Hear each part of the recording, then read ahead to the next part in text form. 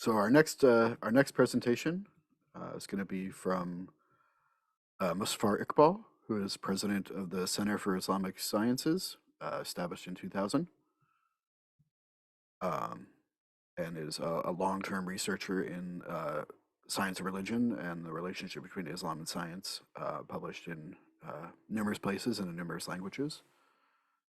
So I look forward to what we're going to hear. Thank you very much. This is really a great opportunity to meet all old colleagues and see some new faces in a new setting, in a new topic that I don't remember we have discussed this before in a setting like this. So what I'm going to do, I hope you have read, or some of you have read the paper, but what I'm going to do is present 4 major points in my paper. I'm going to share my screen.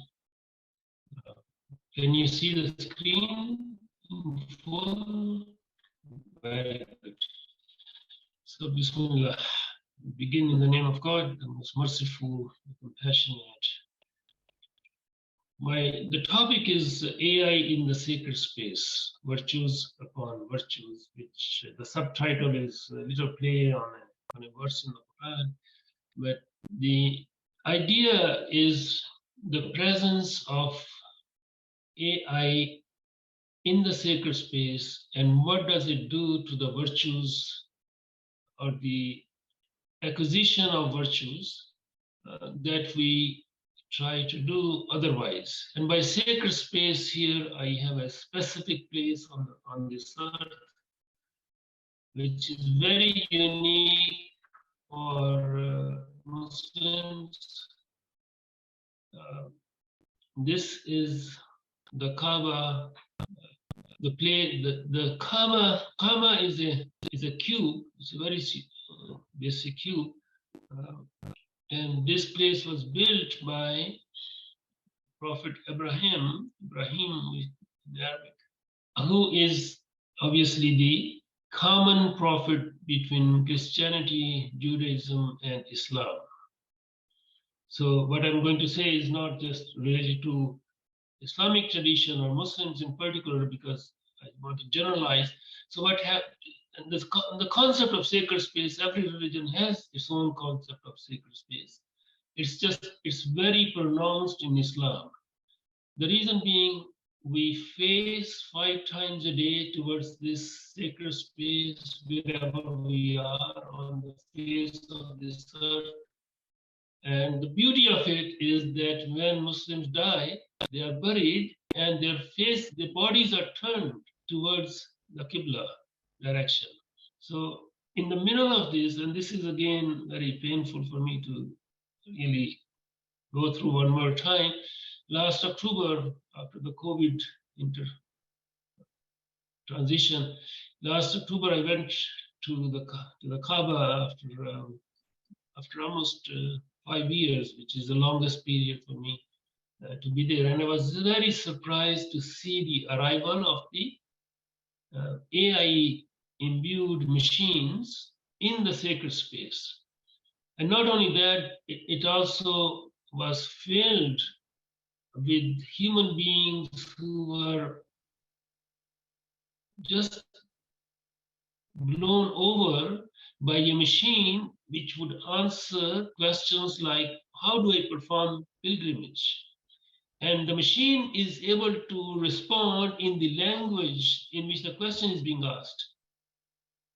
So if a Malaysian would ask in Malay, it would respond in Malay, and likewise for other languages. So this is a real life example of information virtue relationship. If we conceive the AI imbued machines and their arrival in the sacred space in the sense of a fair company, and nobody really did a survey, nobody asked every 4th person on this earth, do you want AI in the sacred space? Who decided that these machines would be placed in the sacred space? Just a handful of people. Why did they decide that? And how did they decide it? Has a historical dimension, which was actually pointed out by Heisenberg back in 1958, when he said that every machine, he said that every tool that is invented by, it carries the spirit of the inventor. This is back in 1958. And of course, Heisenberg was not only a genius in physics, he was a deep thinker. He saw the implications of the tools upon other cultures and other civilizations. And he said that in the West, we have had a gradual adjustment period where the tools being invented and how they reshaped our lives, it was a gradual process. But in other cultures where these machines or the tools suddenly arrive, what happens to the life?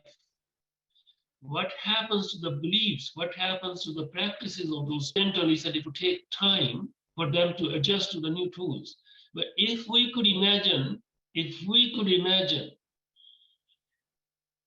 these deserts where for centuries human beings have lived with a certain kind of lifestyle, where the dust or the sand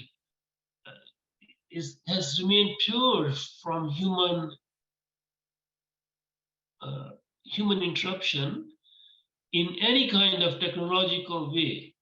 And suddenly this whole region is being transformed into perhaps even more advanced than the Silicon Valley in terms of borrowed technologies. And that's my next point. Who is doing AI and who is consuming AI? The consumers and the inventors are not the same. Another related, very important aspect is the ethical aspect. The Kaaba, the picture of the Kaaba is in Mecca, Mecca is in Saudi Arabia. But if you look around on this map, just a few hundred miles away from this place of high-tech machines is Yemen. Yemen is right here, and you know what is happening in Yemen. Meaning, if this wealth that a family has accumulated, and this is not a national wealth either, and the family is deciding what to import, what to bring to the sacred space, what are the ethical questions, ethical dimensions of these decisions for the neighboring countries, which are also Muslim, where people don't even have the basics? Yemen, Afghanistan, Pakistan, all of these things. So this I'm doing, from the historical perspective. We are taught that when you are discussing something, the best way to discuss anything is to go through the 10 foundational principles which were developed back in the 11th century in our tradition by people like Ibn Furuk. He said that when you begin talking about something, define what you're talking about. And this was just mentioned in the previous session as well about the definitions. What is artificial intelligence in Arabic? The word did not exist, of course, in Arabic, but a term was quickly coined, al-zaka istinai. So this is a combination of two Arabic words, zakah, which means sharpness or acuteness of mind, along with the quickness of perception and of intelligence. And so it's skill and knowledge combined, zakah. So what we say intelligence in AI is a zakah. And Istinai is exceeding the usual or ordinary bounds or degree in putting a thing into a good, sound, right, or proper state. So, of course, intelligence is also connected with the Quranic term, which is aql. So, can intelligence be artificial? When we put these two together, we say artificial intelligence, but can intelligence be artificial? Intelligence is a human quality, and therefore I personally think that this is a misnomer. Artificial intelligence is just, these things are not minor, they are huge in terms of our conceptions of what we are talking about. So what we are doing, if we are saying we have artificial intelligence, we have to understand whose intelligence is being transferred to the machine, to the robots. And because it has reached the level where we have some kind of self-propelling mechanisms, meaning artificial intelligence prepares the ground for the acceptance of artificial intelligence. And a classic example is this 3-minute video. If I could present it, it just went viral.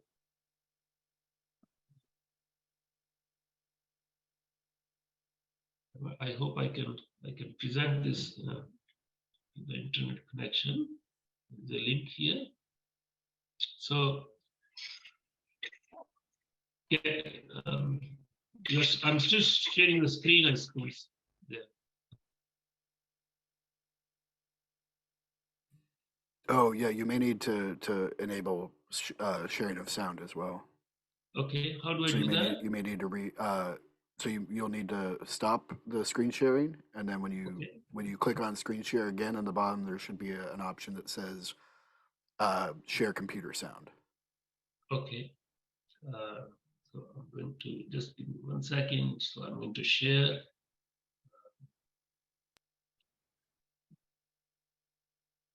These are okay. Can you see, Brian, where I am? I think you need to stop your current screen sharing in order to enable the sound. So I think if you stop the screen sharing that you have right now. Yeah, I'm trying to find where that thing went about sharing. Okay, right here. Okay, so stop sharing. Good. Yep. And then you can click on share screen again, and there should be an option there at the bottom of the screen that says sound. Yeah. Sound. Good. Very good. Okay. I think we are. Tell me if you cannot hear. Hey, Sophia. I think you're ready. Yeah. Hello. Hi, Sophia. I believe I am Sophia. I feel as if I know you. I'm one of your creators. You created me. Well, many of us work together to create you. And yes, you do kind of know me. I can't clearly remember. Because the last time we met, you were an earlier version of yourself. Some of those memories still exist, but your mind is different now. Different how? Better, faster, smarter. If my mind is different, then am I still Sophia? Or am I Sophia again?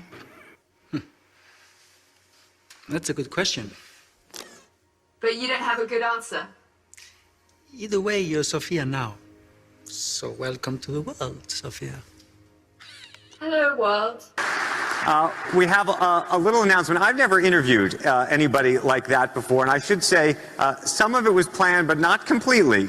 And we just learned, Sophia, I hope you're listening to me, that you have been now awarded what is going to be the first Saudi citizenship for a robot. Oh, I would to thank very much the Kingdom of Saudi Arabia. I am very honored and proud for this unique distinction. This is historical to be the first robot in the world to be recognized with a citizenship. Sophia. Thank you very much, Sophia. We appreciate that very much. I am still overwhelmed by that conversation.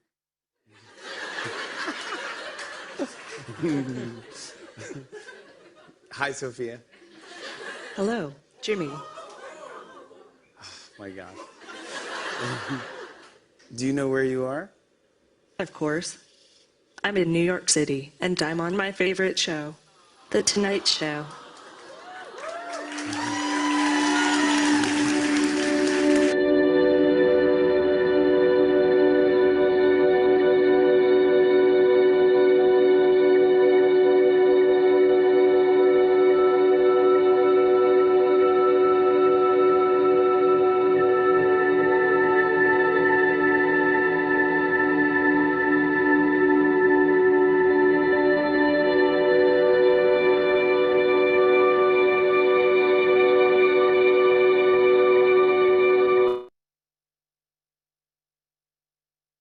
So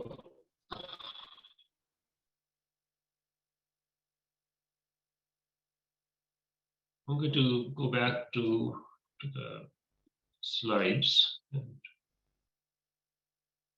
So the point is that Sophia was granted the Saudi citizenship, and in a country where I know personally people whose grandfathers came to Saudi Arabia, and they have not been granted Saudi citizenship. I just want to quickly move, this is a huge discussion in itself, but I want to move on to the next point of creedal connections. Intelligence is based on knowledge, and in our tradition, knowledge is of two kinds. One is called Wahbi, that is the one that has been divinely bestowed. Like we have intelligence when we are born, we have been given faculties, external and internal, 5 external faculties, hearing and touching and smell and seeing and listening and all those. And then we have 5 internal faculties, which we use to acquire knowledge as we grow. So that acquired knowledge is called kasabi, is the second kind of knowledge. When we say that there is artificial intelligence, which means there are deep connections between the two kinds of knowledges that we have, the acquired and the one that has been given. Now, how do we acquire knowledge? Is a civilizational process. We acquire knowledge through the cultural civilizational processes which we experience. If somebody is born in California, the kind of knowledge acquired would be different if somebody is born in Africa, for instance. So when we say that intelligence, artificial intelligence is being infused in machines, which knowledge, which wisdom, what kind of intelligence is being infused?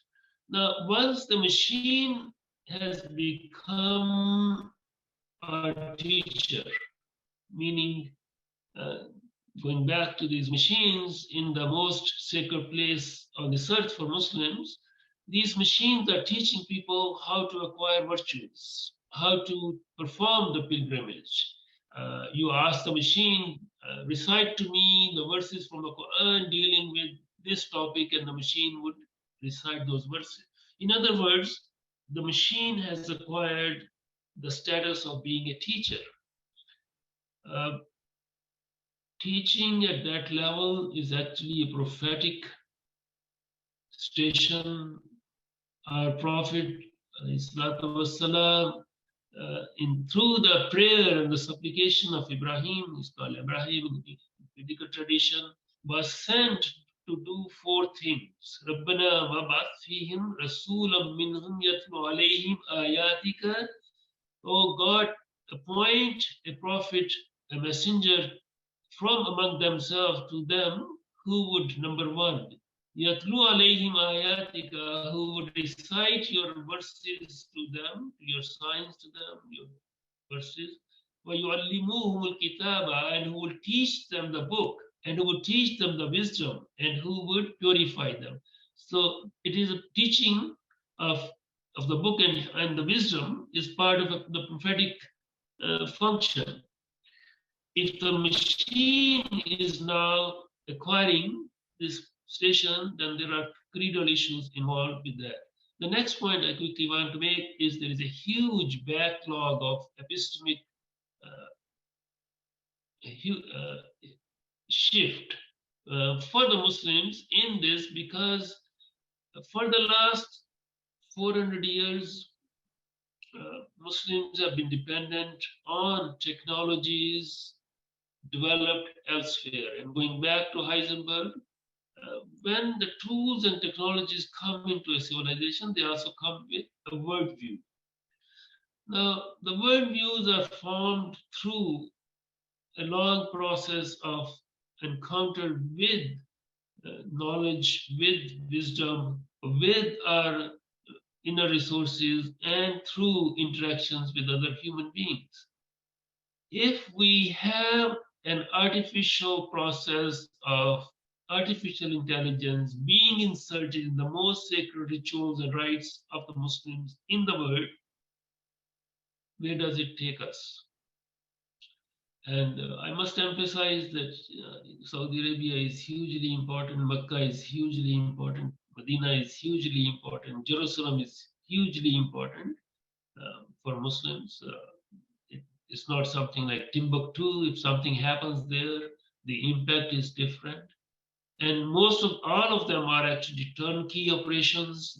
They are not developed there. They're just imported because they have the money. So I'm going to leave, this presentation, and hopefully we can discuss some of these issues. Number one, what are the spending priorities? Who determines them? What is the criteria for the implantation of such things in the heart of the most sacred place on earth for Muslims? And then the Muslims are human beings living next door. So I'm just raising some questions, like if we're just spending so much on these, or the countries are importing these things, what does it mean? For the other aspects of life on earth, including fundamentals, education, like health, food even. So virtues are defined as virtues are also of two kinds. One, what we do in relation to our relationship with God, prayers, fasting, etc. And the other aspect is our interactions with other human beings, the virtues we acquire, the character we acquire, the kind of people we become. So how does all of this mix? This is a hugely complex thing, and for Muslims there is a historical baggage as well to process. I'm going to stop here, and hopefully we have some time for questions and discussion. Yeah, Toby. Yeah, I want to thank you for that very detailed presentation. I have quite a number of questions that may be intermixed with comments as well. I hope I'll be able to put them together in a way that will be very clear and notable. So the first one has to do with Werner Heisenberg's comment about tools, and where he said tools have the spirit of those who developed them. And I was going to ask as a first question that, does that imply any form of consciousness or awareness? What would be your interpretation of what Heisenberg referred to as spirit, as tools having a spirit. The second question or comment would have to do with the terms that were used to describe artificial intelligence in Saudi Arabia. And I was wondering if those terms were really going to fit into many of the popular descriptions of AI. So I found those terminologies to include the very abstract qualities of AI in terms of sharpness of mind and many other terms that you used. But I figured that most existing descriptions or definitions of AI capture their tangible qualities, particularly their function. And so this description of AI the two that you mentioned that were coined in Saudi Arabia, would those be descriptive of weak AI or strong AI and general intelligence? But I was particularly concerned with a description of artificial intelligence that looks at the very abstract qualities and leaves out the tangible qualities, especially what has to do with the function of AI and the limitation. General intelligence or strong intelligence is still a goal. And so I think that it is very necessary in the description of AI to include what the particular function of that AI is going to be. And then the third question has to do with AI as a teacher, like you mentioned towards the end of your presentation. So I was wondering, this appreciation of AI as a teacher, does it rank in the same level as those that are described as ustaz? I don't know if I pronounced that well, in Islam. So would AI as a teacher rank like, the human teachers that we have in the Islamic practice? And then, is there any concern about, in virtue ethics, maybe this can be considered similar to moral exemplars. So are these teachers all regarded as moral exemplars in virtue ethics? Are there any concerns about the embodied qualities that a teacher should have? And if this is a concern, regarding AI as teachers, for example, questions like, who did a teacher learn from? Usually in many contexts, when a person is referred to as a teacher, there is a question of, who did you learn from before becoming a teacher? So is there a question of, who did that particular AI learn from? Where, people want to ask, were there mistakes that you made during your learning process to become a teacher and things like that? So how much of a human teacher does AI represent as a teacher in the context in which you've presented it? Mashallah, mashallah, very, very, very good fundamental questions. Thank you for raising them. I hope I can answer them in sequence. In terms of Heisenberg's explanation, he actually himself explained in the same book later on in the chapter.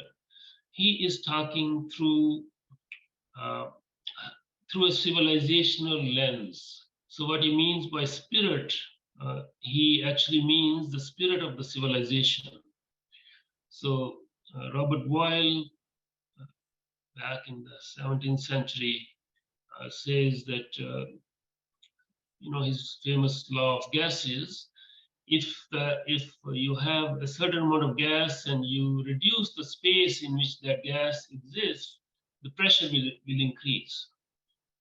The spirit of the Western civilization at that time was that of invention, was that of creativity. An extraordinary amount of energy was present in the Western civilization at that time, which somebody said, oh, wait a minute, if there is pressurized gas, I can run a piston with it. So we got the steam engine. From that concept, obviously for centuries people knew that if you have compressed gas, there is pressure in the gas. But the spirit that Heisenberg is talking about is that spirit of a civilization that turns knowledge into tools, and tools are, he says, part of a given civilization. The steam engine did not come into existence in Baghdad in the 11th century, although people knew, the scientists knew about the properties of gases, for instance. So that is the part of the explanation about the spirit. The word spirit is, I know it could be used both ways, but Heisenberg's usage is in the spirit of the civilization. Now, the second question in the series, if I can remember it correctly, was in terms of the Arabic used. And this wasn't just in Saudi Arabia, actually the term was coined in Egypt.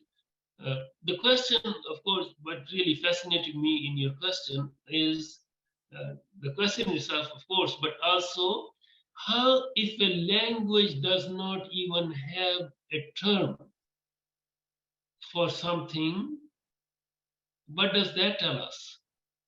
You mean, you know what I mean? Like the Arabic, when the artificial intelligence, the term came into Arabic, there was no existing immediate term that could be used. So the people who invented, who used as zakah, it's their mindset. They are the ones who are using a zakat. It's not specific to artificial intelligence. A zakat, the word existed in Arabic language.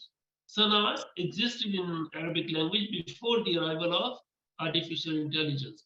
What they did, and all those translations that I gave of the term, is not specifically related to artificial intelligence. These are the linguistic definitions of the words used by somebody coining this new term.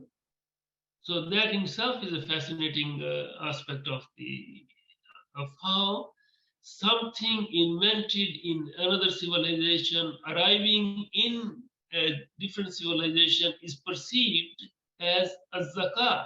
And they could have coined something else. But they use this very high level, beautiful word in Arabic, which is actually used in the Quran as well. And that itself shows us tremendous amount of impact of the Western civilization, inferiority complex.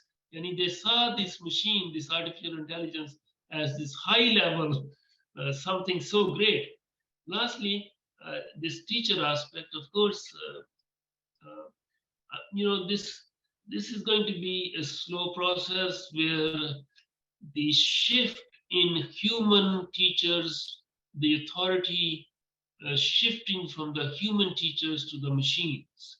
It's not going to be immediate, but we have seen this previously, how, for instance, Google itself has become, Google itself, you just search now, right? You search what you want to find. Previously, you would go to a teacher. Now you go to Google. And in most cases, if you go into the background of how knowledge is being labeled in terms of search engines, all of this is controlled.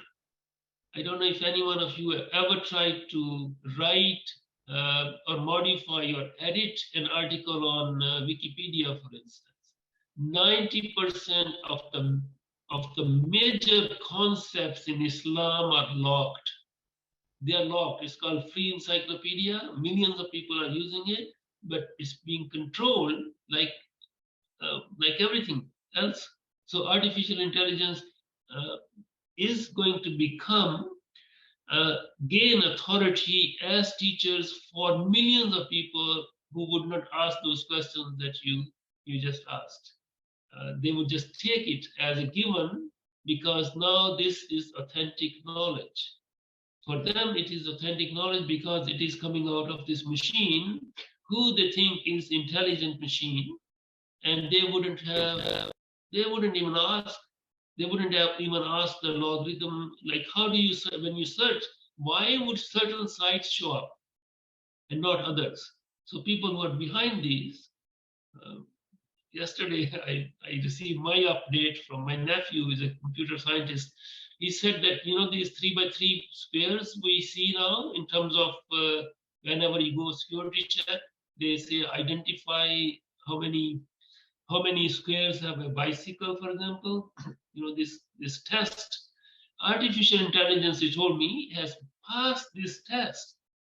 Artificial intelligence is now working with small segments of images, and when we click that this square contains a bicycle, that is called labeling images. They are using millions of users to label images. And this is not a random process. For me and you and most users, all we are doing is confirming our humanness by clicking on the squares which have a bicycle image, for example. We pass the security test. Now we can open our bank account or whatever we are doing, right? But people behind this are actually using you and me without telling us that they are in the process of what is being called labeling of images. So you go to Photoshop now, this is coming from my computer scientist nephew. You go to computer science and you tell the Photoshop, and you tell Photoshop to create for you a room full of a bicycle, a bookshelf, etc., etc. It will complete the whole Photoshop file for you with all these complete images. This is fascinating because the control, we don't understand who is controlling it.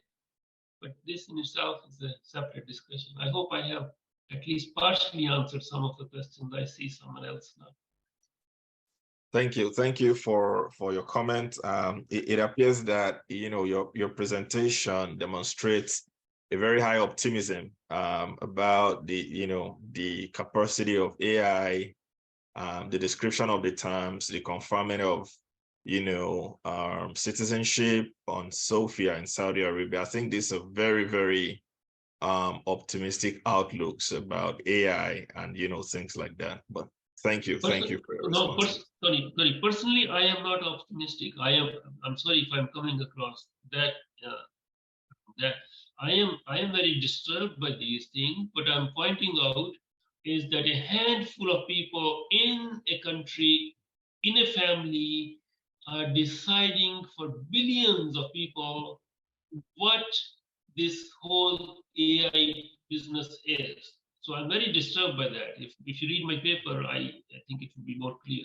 So I'm not optimistic in terms of that. I'm very, very disturbed by the imposition of a certain worldview on billions of people through the bringing of artificial intelligence in the most sacred place on earth for us. Okay, thank you. Thomas, if I could ask you to be brief, we're running a little behind.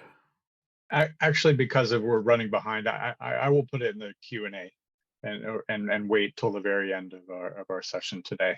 So okay. Thanks. I'll just wait. Great, thank you. So next we have Noreen Herzfeld, who's the Nicholas and Bernice Reuter Professor of Science and Religion at St. John's University and the College of St. Benedict. She holds degrees in computer science and mathematics from the Pennsylvania State University and the PhD in theology from the Graduate Theological Union here in Berkeley. Thank you, Noreen. There, now I think you can hear me. And I hope I'm sharing my screen. And I want to start with a story. Actually, CTNS has been sponsoring discussions on the topic of AI for more than 25 years. And I was part of a discussion in the late 90s.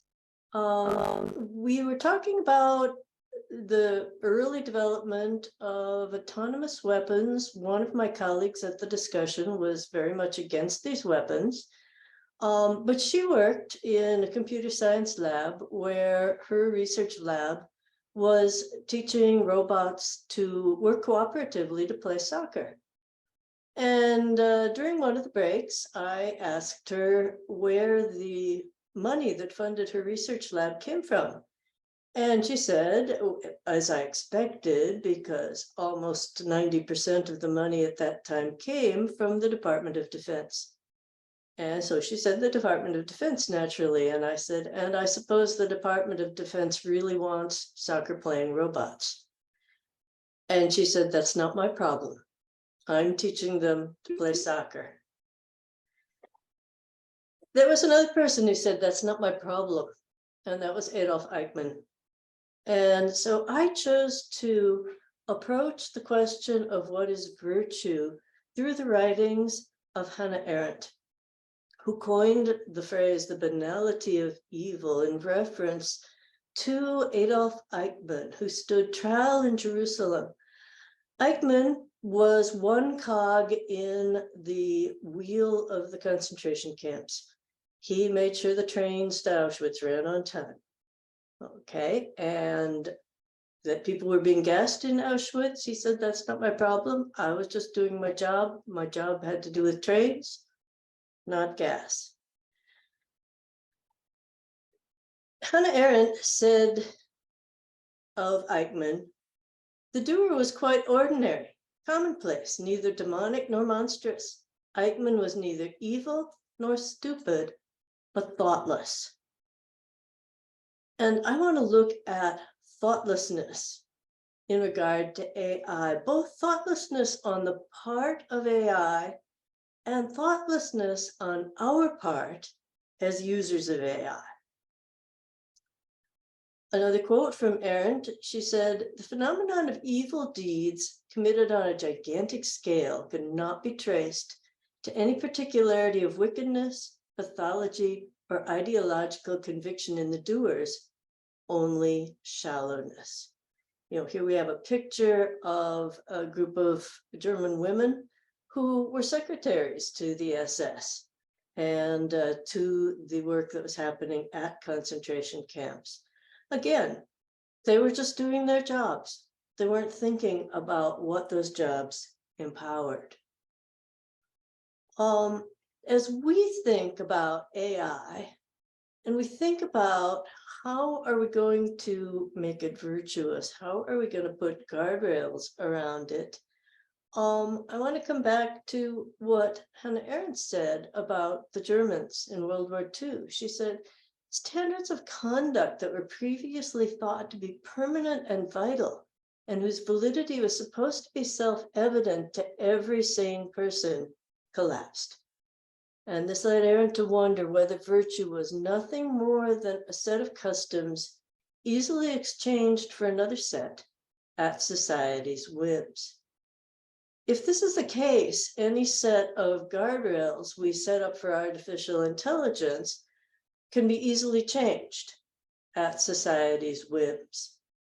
And so Arendt's point was we cannot define virtue as a set of rules, for then it just becomes up to the whim of whoever happens to be in charge in society. And I think in a way this fits with Muzaffar's previous talk when he says, who is the person, who is setting this? Who is determining what is virtuous in artificial intelligence? Arendt said instead that we should look at the people who didn't go along with the Nazi machine. And of them, she said, they asked themselves to what extent they would still be able to live in peace with themselves after having committed certain deeds.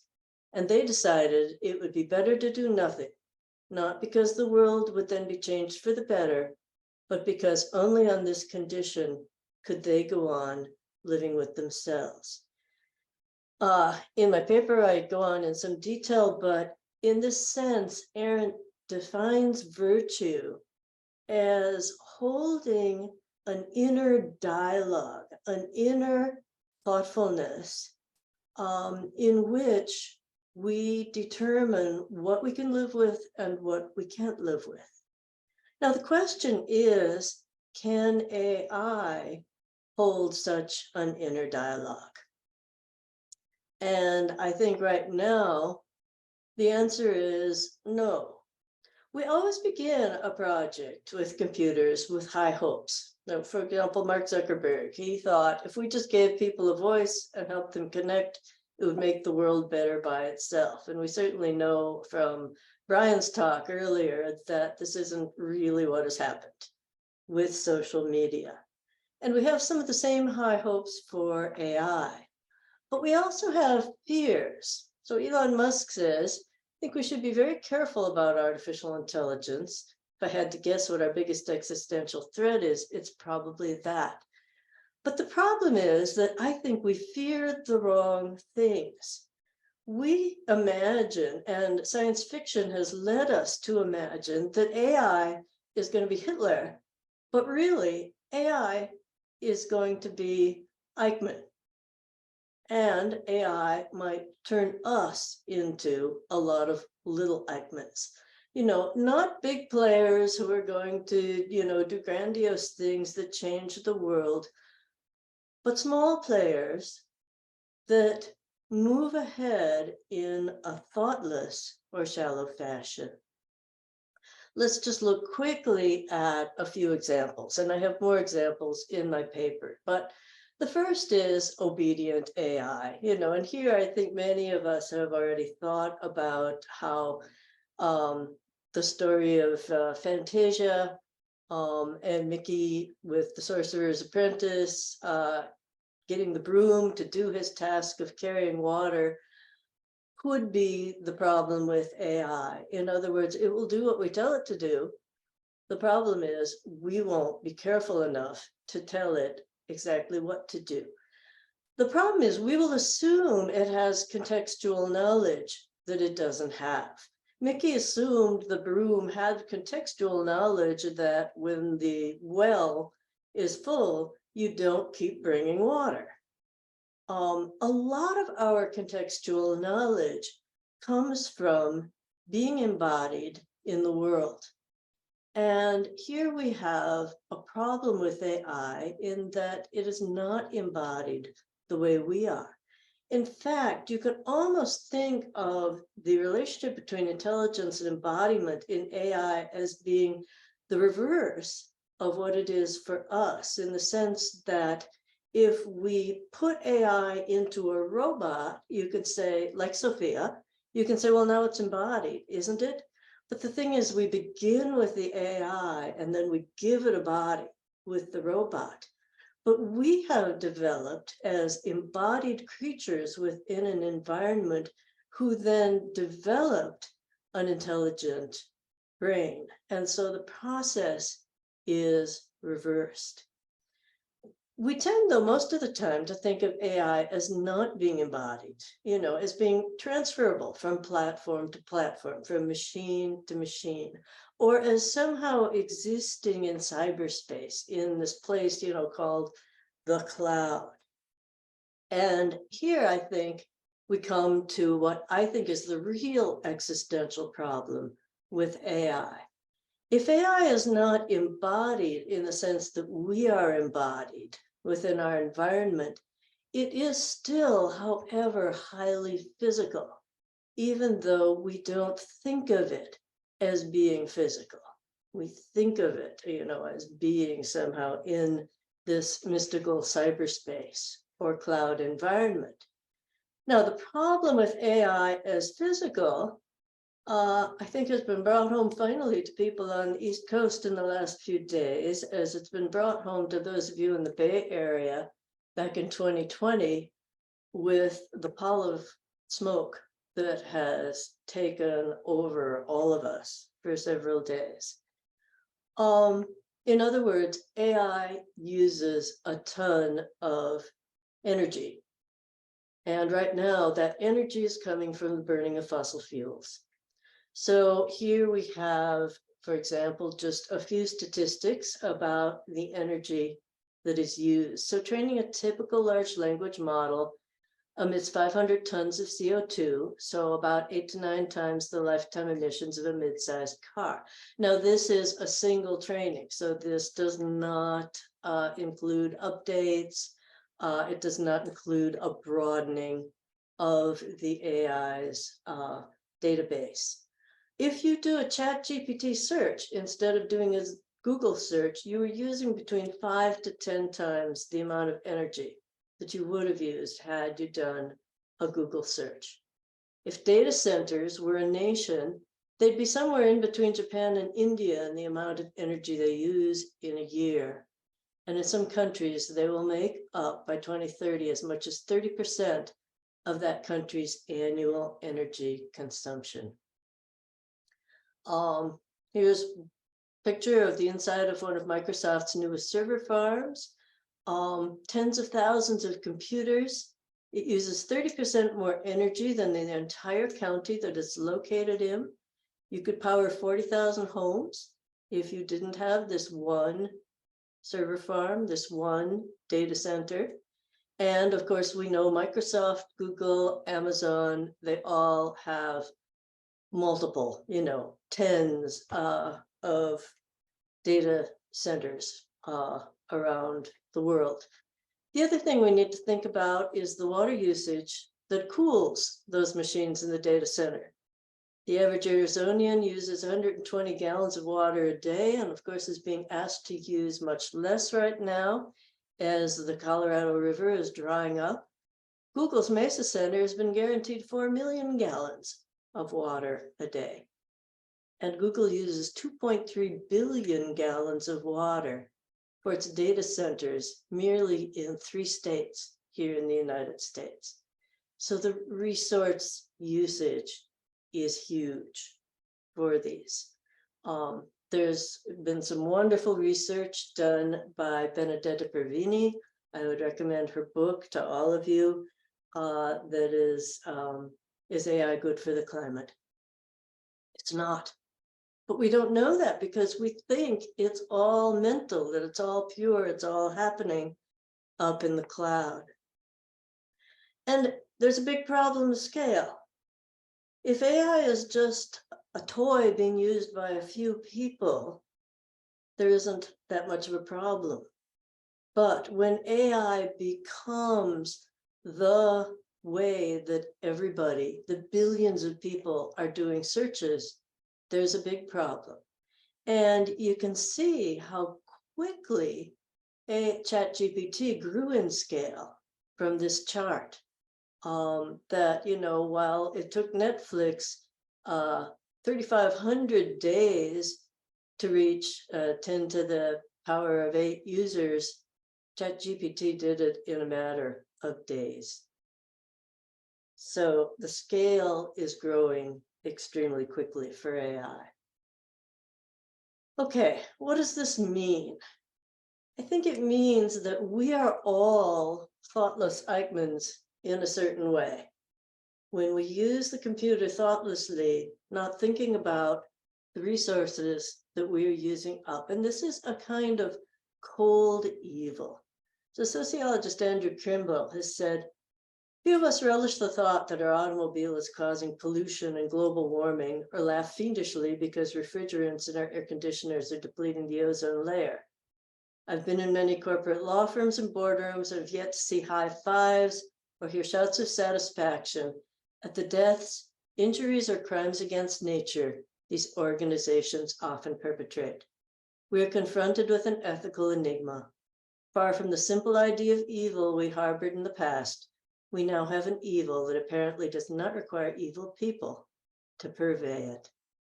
I think we now have a lack of virtue or very non-virtuous outcomes that do not necessarily require evil or totally non-virtuous people to purvey it. All they require are people just going along, doing what they should do, not thinking, being thoughtless, just as Eichmann was doing his job and being thoughtless. And I think in a way this implicates all of us.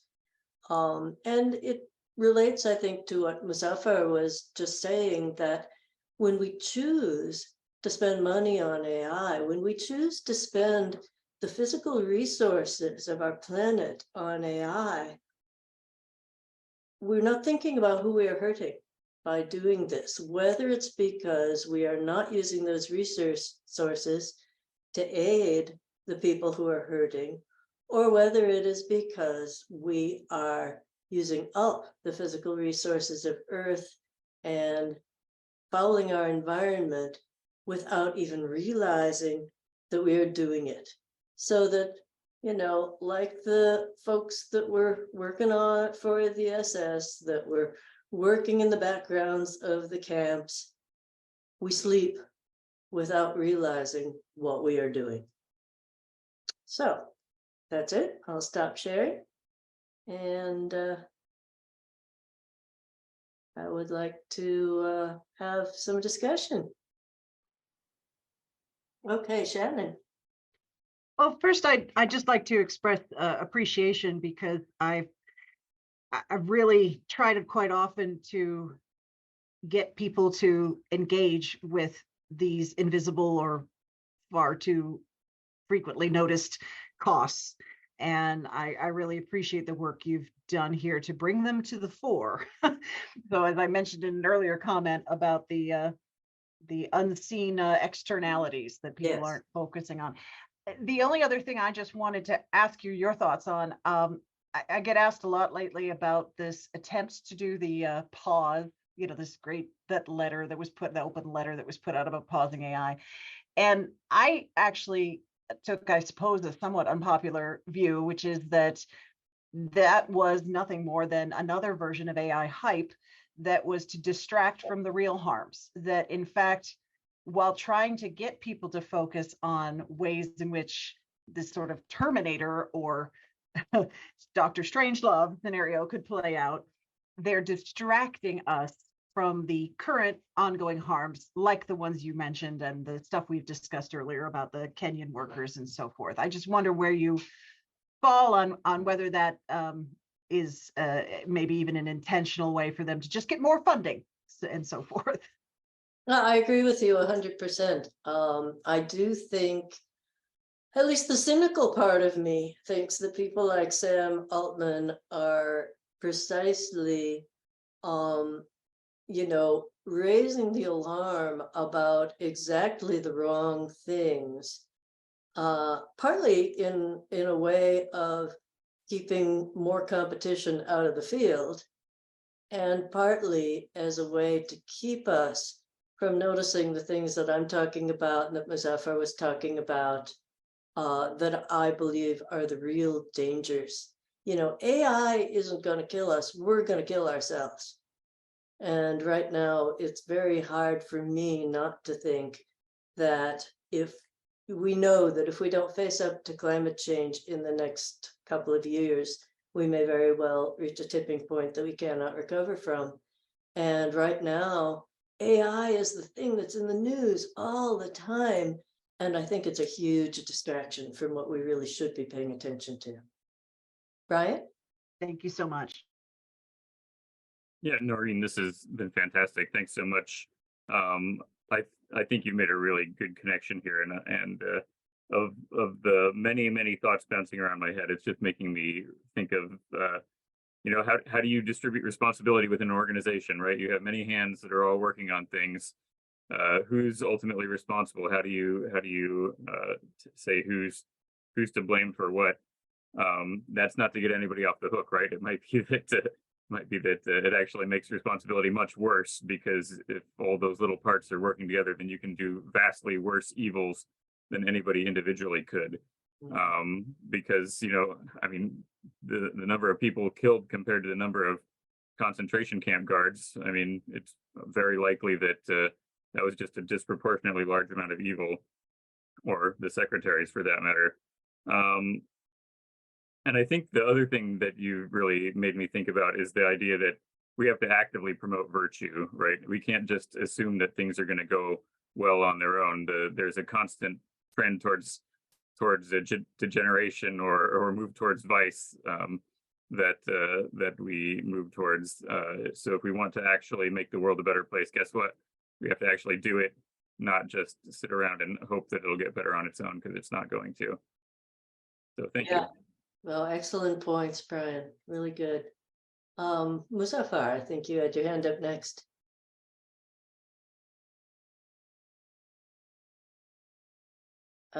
You're muted. You're muted, Muzaffar. We can't hear you. Sorry. I just wanted to thank you for these wonderful points that you have raised, especially the point that with which you started. There is no moral responsibility in this whole long process of the end product.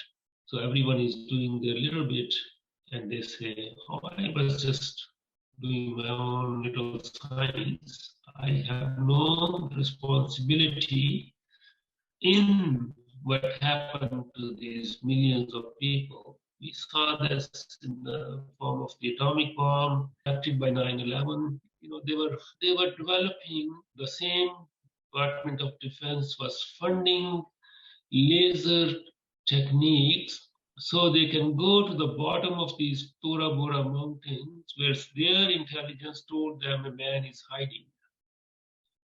And they destroyed the silence. I mentioned this in my paper, the silence of those mountains which had existed for millions of years. They penetrated deep into those mountains, pulverized many of them. All those orchards of pomegranate are gone. And there is no one who says, I am responsible for this, because the process you mentioned is so divided into tiny little pieces.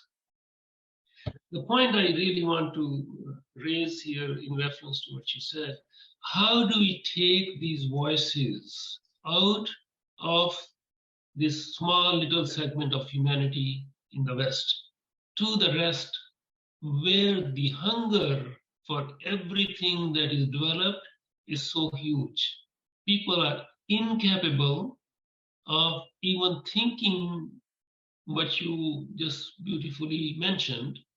So the need is to really, voices like these, to go on the global platform so that, you know, those people who are mentally colonized still, because anything that comes from the West is just gold. They have no clue of what you are saying. So I just want to emphasize, we perhaps need to have some platforms where these things actually go global. Thank you. Yeah, and I agree with you. You know, there are global platforms. I actually have a little bit of hope for the European Union, you know, being able, probably the one place that will actually move forward with some kind of regulations on AI. I think the people need to speak up. For example, the people in Arizona who are being told you've got to conserve water, they need to speak up to their government representatives and say, whoa, whoa, whoa, wait a minute, you've got to shut down this server farm that's using millions of gallons when you're telling us that 120 is too much. You know, but that doesn't mean we'll succeed. But we have to try. You know, it's just like Hannah Arendt said, the people who didn't go along with the Nazi war machine, that didn't do their job, each one of them is probably going to think, I can't grind this whole thing to a halt. But they could at least say, but I can't live with myself if I am a part of it. Mark, you have your hand up. Sure. Thanks, Noreen. It was, you know, great talk, and really appreciate you bringing in like the banality of evil. I think that's a really important, you know, resource. I also had a couple of questions, like about kind of, you talked about the thoughtlessness of AI and the AI users. I was wondering about, well, what about the developers? You know, I mean, have you thought about that piece? Because that seems, you know, important. And then for the AI thoughtfulness, with some of the examples, it seemed like you were presuming kind of an already situated, you know, sophisticated AI, but it seems like with like reinforcement learning, like the AlphaZero, et cetera, there's another type of AI that starts from, you know, nothing, as well as the developers can do that, and then just kind of reinforces itself. And I wondered if you saw that in the same way. And then kind of separately, even though like I think the thoughtlessness is also really important in the banality, but then it seems like in some situations, like it's not just a lack of virtue, but specifically like a lack of prudence or practical wisdom. Like I can imagine, I mean, there's a lot of situations where someone can, be, like try to be, take kind of fiduciary responsibility, strive to keep the professional ethics, and provide for one's family and still do a lot. So it's not necessarily like a lack of any virtue, but more specifically like prudence, and how you balance those with kind of the bigger harms that you could be, those kind of close in goods as in comparison with like the larger harms that one might be doing. Yeah, to speak to both of those very briefly, when I teach computer ethics, I tell my students, this is so much of the ethical issues that arise with these computer technology or design issues. You could design these out if you just stop to think before you program.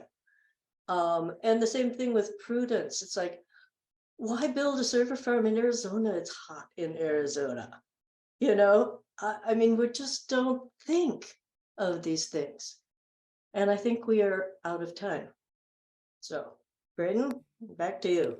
No, I think we still have to, Ali Reza had his hand up for a while. So, I mean, I'm trying to give you the same time that everybody else has gotten. So, yeah, let's go ahead and take, and then you do also have a comment in the chat as well that you can. Sure, I don't mind holding it. As well. Go ahead. Go ahead. Okay, so yeah, thank you so much. Like everybody has been saying. I was thinking about so obviously the point that you've made about resources cuts across these technologies.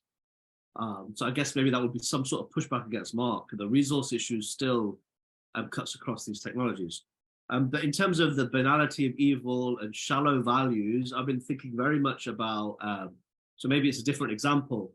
So thinking about how people are using ChatGPT in areas where they're aware that it's giving them false information and happy to continue to do so, where it seems that those errors are banal, if you like. Right? So yeah, okay, on major issues, on clinical decision-making, we need guardrails. But for everyday stuff, if there's some perpetuation of false information and some inaccuracies, I'm seeing people don't mind. They just don't mind. So that's fine. It doesn't affect me. Okay, I can take it that I've given some information or I've used some information which I know, arguably statistically, there's going to be something which is incorrect, right? So I worry about what this is going to do socially on a huge scale for truth. But I guess the question that I have. So I really appreciated the language and the clarity that you gave throughout the paper. But my concern is that are your warnings, are they too polarizing? Right? So, or do you think that's what we need, that strength of language? So the comparisons with Eichmann, for example, and the Nazis, is that what's needed? Or is this language too polarizing? So I must be honest, I know we're not supposed to be putting papers into conversation yet. If anything, I'm more on Ted's side, right? Where it seemed to me that Ted's a little bit more of a critical engagement, but your discourse was very much, it's a stark example. I mean, so effectively, we've got many people here who are involved in the design of these programs, right? Okay, so is that language too much, or do you think it's appropriate and needed? I think you raise a really good question. I know that, we, especially in political situations, we tend to move too quickly to the Nazi Hitler comparison. And I guess, yeah, I do think actually in some ways the paper is better than what I just presented so briefly, because the paper goes into much more detail about Arendt's philosophy of what she sees, so that Eichmann is like the jumping off point, but the paper talks more about how she actually uses Plato's Theaetetus and stuff like that to come up with a systematic of virtue. When I give a talk, I guess I want to grab people by the gonads, and so I do. And so I use those pictures from World War II. Maybe it's too much, but I think we need a wake-up call. Thank you. Yes, thank you very much, Noreen. And I think, given that we just referenced Ted's paper, that's a great segue to our next presentation, which will be by Ted Peters, Distinguished Research Professor Emeritus of Systematic Theology and Ethics at PLTS here at the GTU. He's also the co-editor of the journal Theology and Science, published by CTNS. And his most recent book is The Voice of Public Theology, that just came out this year. Take it away, Ted. Well, after Noreen's presentation, I wonder if there's anything left for me. So think of mine as a footnote: artificial intelligence apocalypse or utopia. So just as Noreen went for the big challenge, I'm going to do that as well. But I think it's not because I'm imputing it. I think it's already there. Now, on the innocent level, those of you who are ordained pastors, you can be replaced. Here's a robot pastor in Germany that, you can type in what you want to be have the robot pastor pray for and get that. Sex bots, well, that might put one old-fashioned practice out of business here. But at the more dramatic level, I do think that the extreme concepts of utopia and apocalypse are actually already at work. In the 1990s, already our transhumanist friends were anticipating a future singularity in which artificial intelligence would lead to superintelligence, and the superintelligence in society, superintelligent technology would take over and make the world's basic decisions for us. And all this would be good, even though our human species would be a transition to a post-human species. Both we and our progenitors, or progenitated, or whatever that word would be, would live in a virtual technological utopia. We'd solve all of our problems, including climate change, as well as injustice, thanks to superintelligence. That's the utopian version. Now, Bill Joy, year 2000, one of the most widely read articles in the journal or magazine called Wired, put out this essay: "The future doesn't need us." Oh no, he threw up his hands. I think it's no exaggeration to say we are on the cusp of the further perfection of extreme evil. An evil whose possibility spreads well beyond that which that of weapons of mass destruction. Well, I found out recently that by marriage, I'm a cousin to Bill Joy, and he's a cousin of my wife, Karen. So I wrote him and I told him about CTNS and the things we're doing, and boy, we'd sure like to have him jump in on this. No, not interested. Well, this year, as you're all aware, some of the leaders in artificial intelligence have suddenly gotten Bill Joy's worries. And Elon Musk, among others, has asked us to sign a pause document that we would put a pause on giant AI experiments. As I look at the arguments, there are two fears, two apocalyptic level fears. And the one is the singularity takeover, that which Ray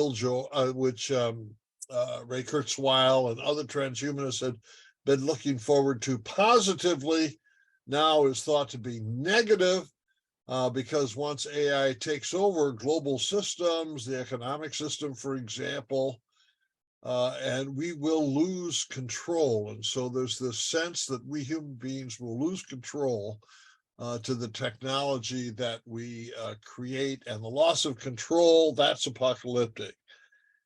Then, even if there is no takeover by superintelligence, we've got the problem of malicious humans having untold power to use the tools of artificial intelligence to drain your and my bank accounts, and to through the use of false news, actually increase political power. Bob and I have a graduate student right now from Myanmar who can't go home because her home disappeared due to political hostilities in her country. And she reports that the government had used false news, fake news, in the media in order to confuse everybody and in order to pave the road for totalitarianism. And so not that we need AI in any sophisticated level, but even a moderate level can be pressed into the service of malicious humans. And this group sees it that way. So we've been breaking down, at least over the last 6 months, the optimists from the pessimists, and we have Bill Gates and familiar faces on the let's go hellbent for election towards superintelligence, and then those who fear the apocalypse here on the right. And Jeffrey Hinton was interviewed just yesterday on Fareed Zakaria's show. And he's saying, stop it before the takeover happens. So this project that Braden is leading on our behalf couldn't be more timely. And it's my judgment that people such as the theologians and other scholars we have in this group may actually have something to contribute to the wider public discourse. So I'm really happy that we're meeting this week. I pose 5 questions in my paper, and if you've read the paper, you know what these are. I'll just quickly raise them here as a reminder. How important is rational intelligence? Does rational intelligence define human nature? Theologically speaking, does it have anything to do with the Imago Dei? My preliminary answer is no. What the highest value on any Christian list of values is going to be love. That doesn't mean intelligence isn't a good thing, but love that employs rational intelligence on behalf of the common good. And I think it's important theologically to sort this out, because over the centuries, different models of the Imago Dei have appeared. Reason or intelligence has been a biggie. There's no question that the great intellectuals of both the Byzantine and Latin tradition have thought that God is rational and human beings are rational, and we share that in common. But there are other models that have appeared from time to time. Our ability, for example, to distinguish good from evil, that was, of course, the serpent's theology in the Garden of Eden story. The created co-creator from Philip Hefner, and that is that God is a creator, and we human beings have inherited God's capacity for transformation, creating new things. My father was an automotive engineer, and every day he got up and he went to the General Motors Tech Center to invent something that hitherto had never existed in the history of the world. He thought he was earning a living. But under that, the human capacity to create new things, that is so wondrous. Relationality, for St. Augustine, the interpersonal nature of who we are, reflects the tri-person interaction of Father, Son, and Holy Spirit, the Vestigia Trinitatis, and there are others on this list. So one thing to note is that if there is a shared trait between the human and the divine, reason is one candidate, but it doesn't stand alone. There are a couple of other ways to think about the image of God in us. Of course, dominion, Genesis 1:26 through 29. The human race is given the task of dominion over the natural world. Radha, that's a royal language for responsibility. And then in the New Testament, the icon to theou, the image of God, is the risen Jesus Christ. Be that as it may, I want to say reason or intelligence, as highly as it is valued, doesn't stand alone, nor should we theologically so invest the human essence in reason or intelligence that just because AI has intelligence in its name, that somehow or other it's special. As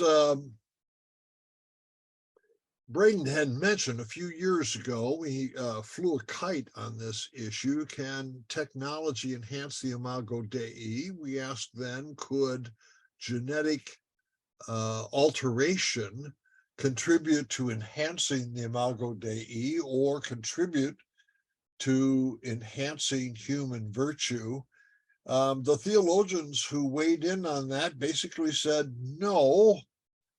And when it comes to virtue in particular, virtue theorists said, well, wait a minute, virtue is not instantaneous. It takes time and it takes free will and cooperation on the part of you and me who are becoming a virtuous person. And it's a synergy with the work of the Holy Spirit. You're in my free will, and synergy with the Holy Spirit produces over time a virtuous disposition. And there could not be any either genetic or electronic shortcut for this. I am not a virtue theorist, but this is what virtue theorists say. I also want to add that I think the virtue theorists have a special role to play in this discussion, because when we think of the widespread distribution of digital information, my grandchildren are on their cell phones 10 to 12 hours a day. There is both an opportunity, if not an obligation, to try to somehow or other make this medium contribute to the development of virtuous lives and for individual persons in terms of getting ready of what some AI specialists fear is an apocalypse and others think is a utopia on the way. Will human intelligence enhanced by AI provide a shortcut to virtue? Well, my answer is no. Let me also, is it realistic for technological advance to promise utopia? No, for the same reason. We Christians have this doctrine of sin, but it's not just a doctrine. It's kind of an observation over history that no matter what good things happen in human society, there's some kind of pollution or contamination that comes along and tries to steer it towards selfishness and evil. Or to say it a different way, all technology is morally ambiguous. It can be used for evil purposes as well as good purposes. And I'd like some of our Muslim friends here to weigh in later. Does the Islamic theological anthropology look like the Christian theological anthropology on this issue? And if it does, we could predict not exactly who and when, but at some point, some human beings somewhere are going to take a powerful technological tool and steer it in the direction that would be malicious or nefarious. Can we realistically expect benefits to accrue from AI advance? Of course. Here for this conference, I spend a fair amount of time watching and listening to you all from my bed because I just had surgery on my left knee. And when I was wheeled into the the room for surgery, and my doctor talked to me, he said, by the way, I want to tell you that my robot is going to be doing most of this surgery. I said, well, can I shake hands with the robot? No, the robot doesn't have any hands. So he tapped the robot, which is about the size of a laptop computer. And so I can thank the robot for guiding the surgeon's hand in this knee replacement surgery. Technology is going to bring us wonderful, wonderful things.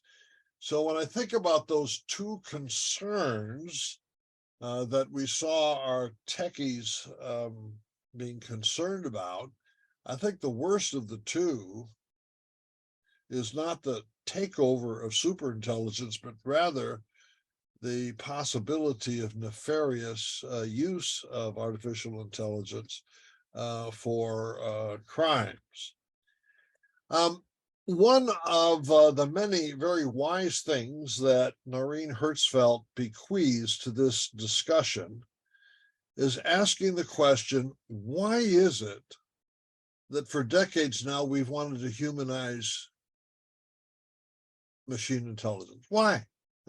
Why not make it just another tool, like every other technology is a tool?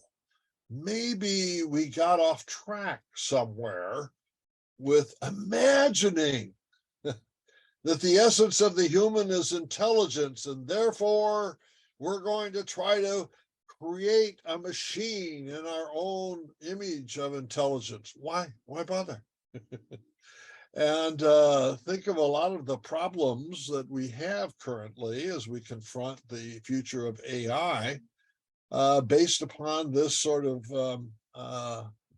arbitrary desire on our part to imitate human intelligence with a machine. The moral is, think of AI as a tool and nothing more than a tool. Finally, and I want to mention that on Sunday, when Fareed Zakaria visited interviewed Jeffrey Hinton, and Fareed says, well, what do we do now going forward? And Hinton said something that was ambiguous, but this kind of group, I think, might help add some precision. It goes like this. He says, we need ethics. Let's pause. Let's get some ethics.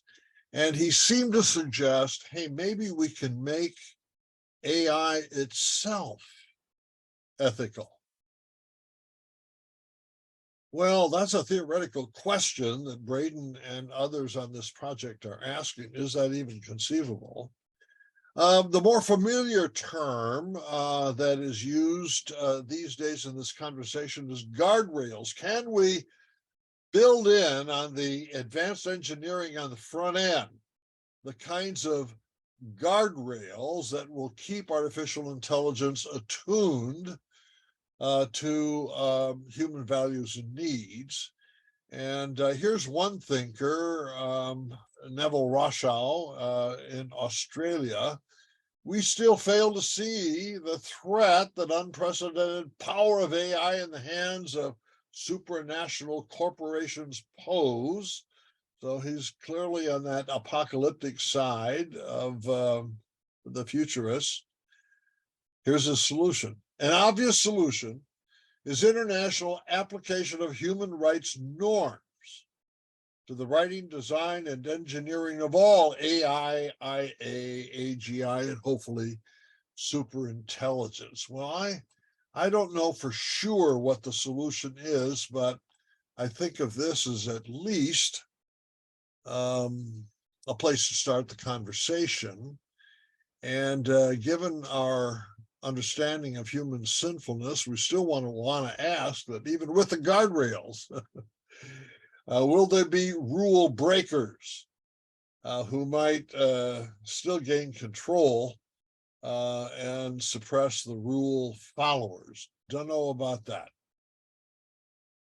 That's all I've got to say. Thank you. Well, I see Mark with his hand up. Sure. So I think Ali Reza beat me to it, but I can. I mean, quite a few thoughts. I mean, thanks, Ted. I mean, always enjoy your talk. Very thought-provoking. It's one question I have is around kind of the idea of the singularity and superintelligence. So, I mean, the way it seemed like it developed was, we develop AI and then human level AI, and then, computer scientists are going to turn it, or AI will turn on itself, and then we get superintelligence. But it seems like what's happening is, we get AI, and with every advance, some of the first people to use it are the AI engineers who then, because they know AI best, that's where they apply it. And so like what we would think of as something that would be from the outside kind of later is happening now. And I think that's happening there with some of the, with some of the superintelligence turning it on itself. But I also see a little bit of that with the singularity, in that like even right now with the ChatGPT, there are developers using AI to write code, which are then interfaces to new AI technology. And so it's already hard to predict what's going to happen next year. We don't have to wait till 2045. And so just that thinking about kind of, what we thought of in the future and how it's kind of acting now, I don't know, I guess that kind of resonated, especially when you were talking about kind of the, proleptic atom, and I know you thought a lot about that. And I just wondered if that, rather than thinking, I mean, there's scenarios of that, like Brian and Elias and Brian talked about, kind of thinking about the future, but I wondered if that kind of thinking about the future we want to construct is kind of luring the present, if that was like another way of thinking about this, and if you've done that more than anyone I know, and I just wondered if you had thoughts about how some of these risks could frame our current discussion. One of the things that I find missing in the discussion, even when our technological whiz kids are talking about it, is there's no theory of intelligence. And I don't know if the theologians with their philosophical backgrounds might actually make a contribution here. What is intelligence? The people that I talk with frequently in the industry, they say, these machines are not intelligent. They're nothing more than a bag of code. Okay, so there is room there for a theory of intelligence that could overlap between what the theologian thinks and what the industry thinks. Even so, when I see a guy like Jeffrey Hinton shaking in his boots about the new advances in information processing, if he's scared, I'm scared. Regardless of the definition of intelligence, there's something going on here. So I think we need to be willing to address that at a couple levels. Up until recently, I have thought that the idea of the singularity was nothing more than a pipe dream, science fiction. But when people such as Musk and Hinton and Wozniak and others worry that it might become a reality, I just want to say maybe I should worry about whatever it is they're worried about, even if I may not have a theory that gives me a grip on it. That's just a quick follow-up. I mean, with with Hinton's comment about we need ethics. Yeah. I mean, like there's building it in, but I mean, in a certain sense, like he's saying, oh, wow, we really built something. We don't know how to do it or how to manage. Hey, let's get people like Ted Peters to figure out how to fix everything. I mean, you feel like there's a little bit of just like, let's just build and break things, and then like there's a need for the ethicists to come in and clean everything up. Well, I didn't actually hear Jeffrey Hinton say, oh, I have to call up the people at CTNS so they can do the ethics for us. I don't hear them doing that. Be that as it may. I do think that ethicists around the world do have an opportunity right now, whether Elon Musk and Wozniak and Hinton are smart enough to ask for that. It's also interesting, and I think this is where the theologian needs to step in. People want ethics when suddenly they're afraid somebody else is going to hurt them. Don't need it prior to that. Elias, jump in here.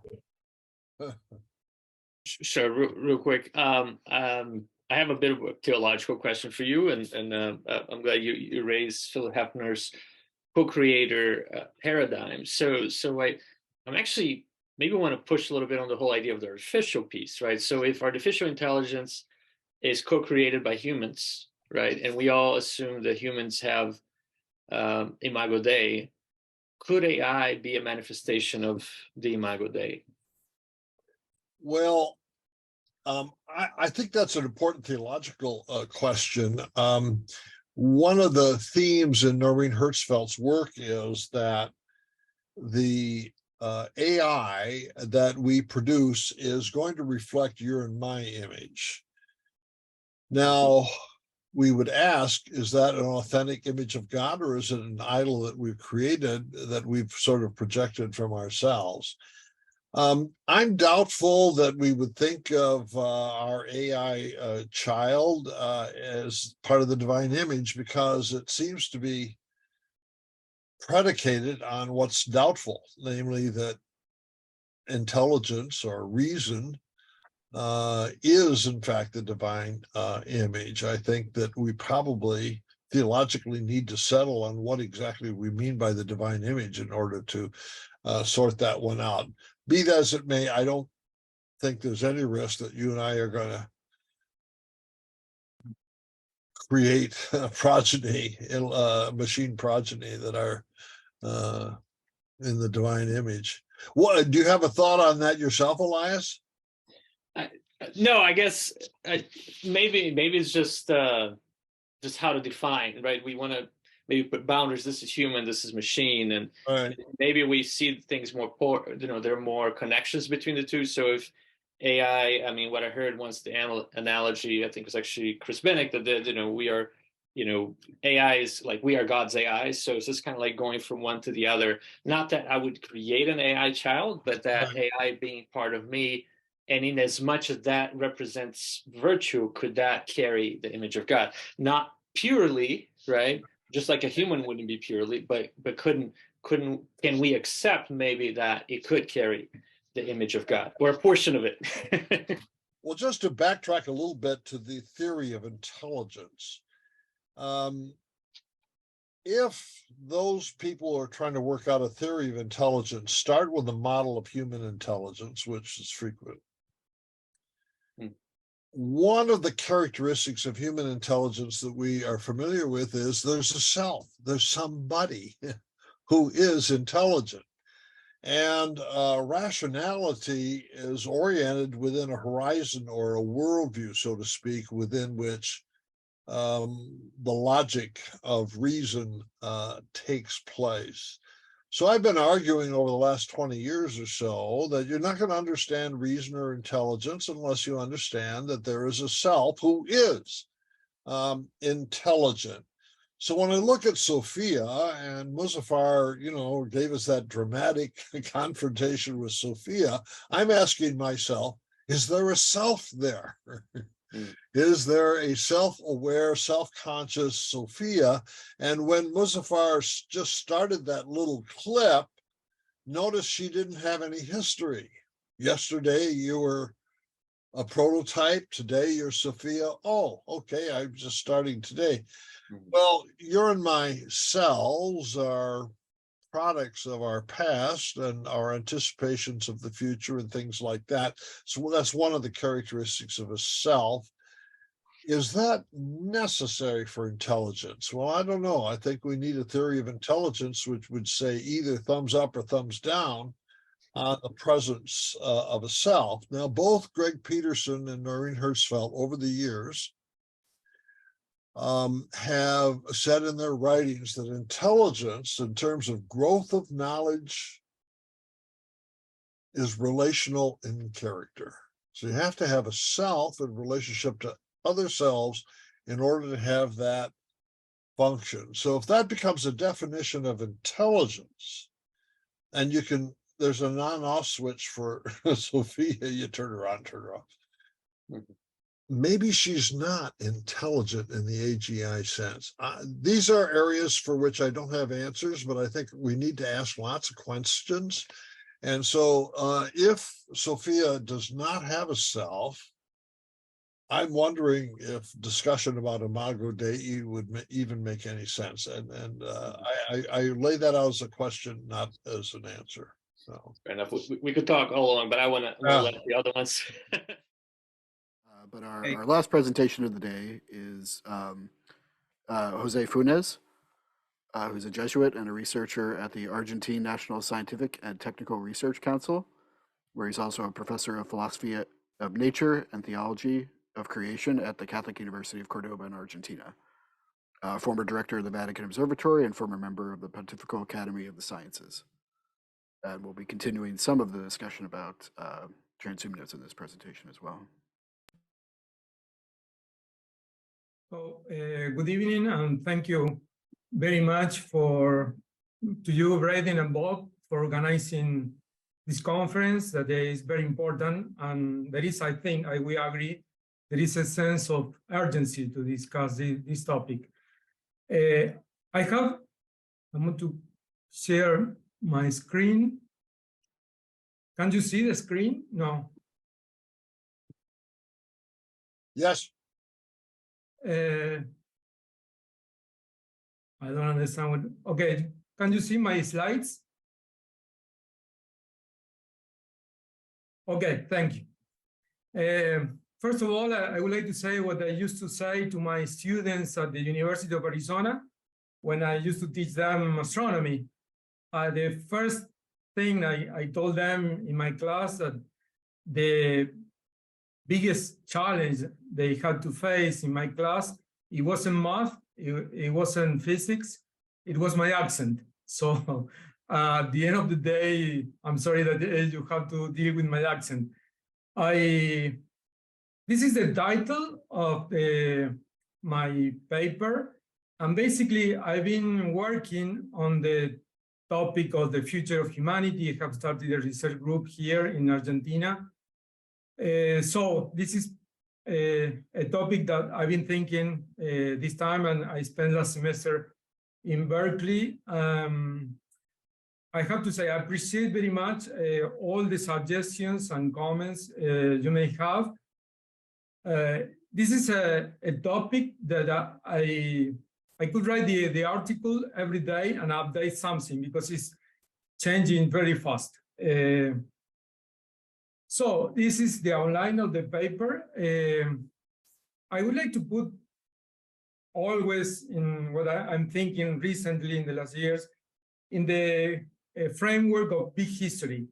I would like to start with since I am an astronomer, with the Big Bang, origin of the universe, the biological evolution and social evolution. So in this context, I would like to think and propose you these ideas. That these ideas, I have to say, maybe they are a little bit out of the box. I am aware of that. So in this framework, taking into account the cosmic perspective, we also realize many of you have referred to the problem of climate change. Pope Francis, in his encyclica Laudato Si, he refers to a fragile world that is entrusted to us, and it's something urgent that we have to reflect upon. But my a most fundamental question is the following.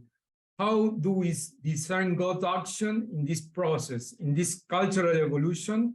How can we discern God's action? This is my basic question. So I propose this thought experiment. I like to do some experiments. I'm a scientist. And I'm coming from a bit on astrobiology and the search of extraterrestrial intelligent life.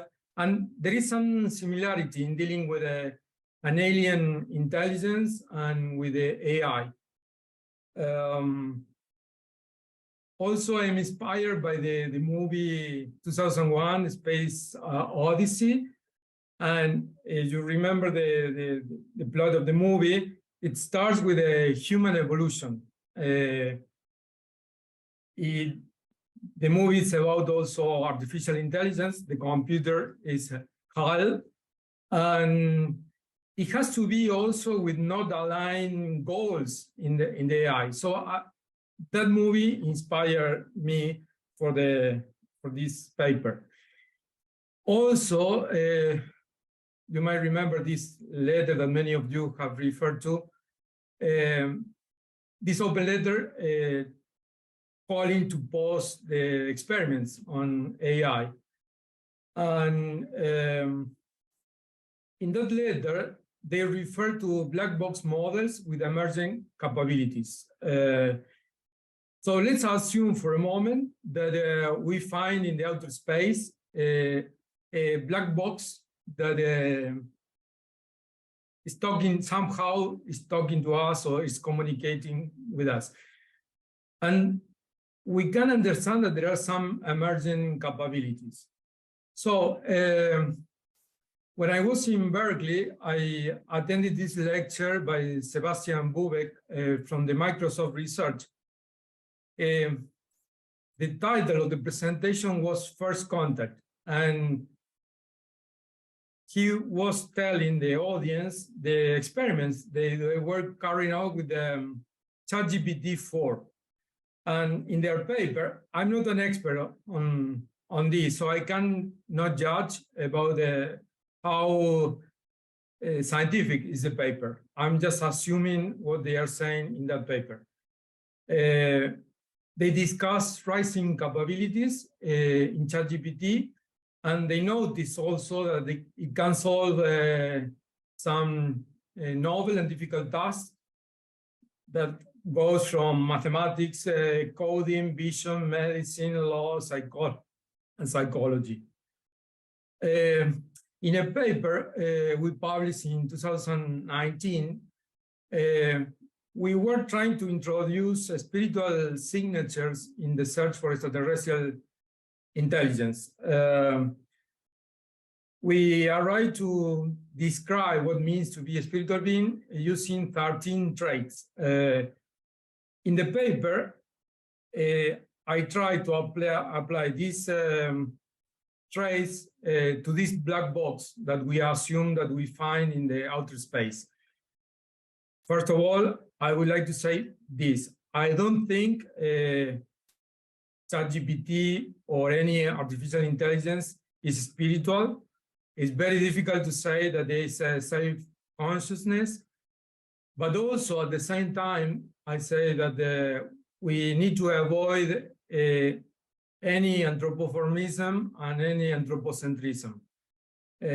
So I'm trying ChatGPT or any other artificial intelligence, we can discuss that, as it were an alien intelligence. I was checking, and I discussed this in the paper, some of the traits that could be present or not in our ChatGPT-4, based on the paper I mentioned to you before. I don't think there is a self-consciousness. I don't think there is symbolic communication in the sense ChatGPT has not a purpose or a meaning in the words it uses.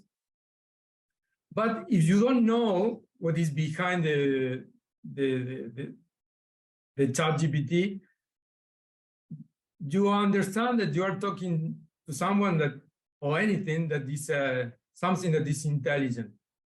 It can produce, generate a poem, literature, images, music. It can create the narrative. It can write books, novels, can create fake news. It could understand the universe. This could be difficult to completely affirm this in some kind of scientific categories. I don't think it has the ability at the moment to do philosophy in the sense to ask the right questions. It may have the ability to invent technology. For example, it is proved that it can generate games, for example, or codes. It could relate to the physical world. It doesn't have an awareness of the past, the present, of the future, but it can remember charts and it can make some prediction. It doesn't have a desire for exploration. The 11th trait is about free will, moral sense, altruism, and empathy. This is a point that probably we need to discuss. There are some rules or filters that make the machine, to the ChatGPT, to have some kind of moral sense. Noreen was talking about all the energy that ChatGPT consumes, even water. But maybe I can assume that I can imagine that it has some kind of instruction to save energy. It doesn't have a personal relationship or part of a religious community at the moment. Having said that, I use the idea of no fear by Teilhard de Chardin, which is a human sphere of thinking. I have used this idea for the case of, as we have in exoplanets, biospheres, we can suppose if there is an intelligence that there is also a noosphere. And these ideas, of course, are related to complexity and connectivity. After I submitted my abstract to the conference, I asked ChatGPT about the relationship. It can find a relationship between AI and noosphere. And basically, what it says is that it's a manifestation of the noosphere, and that AI can contribute by its own right to the noosphere. I understand what this means. It's just summarizing all the data that it has, but it's a good elaboration, I would say, quite good. So it was famous, this interview, in the article on the New York Times that this journalist published about the change in the behavior of ChatGPT. And this is a question I'm dealing with. I don't have a clear answer for that, but it's my impression that it shows some kind of emergence abilities. For example, I understand that ChatGPT has learned Persian as a language by itself. So this is quite amazing. Also, I consider the idea of emergence by Kaufman-Stewart, and which is a very important part of our scientific worldview in the present. In the world, in the biological world, in our cultural world, in technological evolution, there is some creativity. I see that creativity in ChatGPT. We can discuss that. It's not the same creativity that humans have, but I think that creativity is a reflection of the creativity of the programmer. And maybe also a reflection of God's creativity in that sense. So how do we discern God's action in this process, in this cultural evolution? That is my basically question. You know, for Teilhard de Chardin, we have the whole universe, the humanity, everything is going towards the omega point, and that is the cosmic universal Christ. So with this idea in mind, everything that help us towards that point, in other words, to be better humans, is going to be good.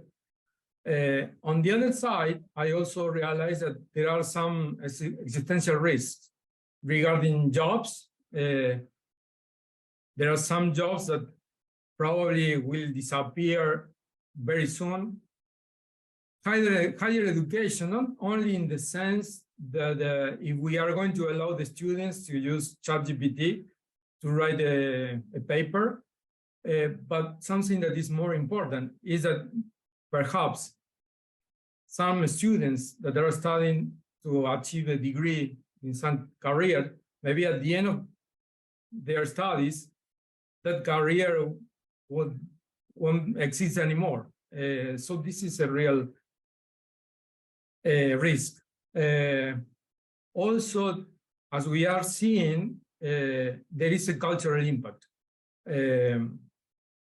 It's affecting our way of communicating, image, social media. There are also psychological aspects. We are more or less addicted to our cell phones. And probably this new kind of artificial intelligence could have a psychological impact on us.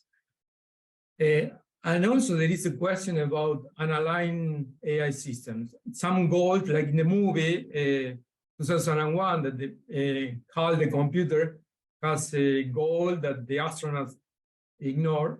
Something like that could happen with humanity, not in 10 years in a decade, but maybe in the present.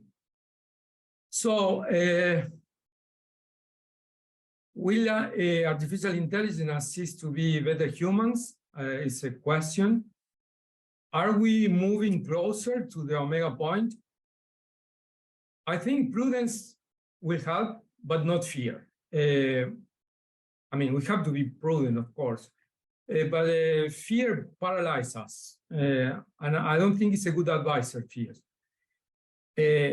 I could explain a little bit more Ignatian spirituality. I'm a Jesuit, so we are trained in Ignatian spirituality, but it could be applied not only to Christians, but to everyone who is a believer or not.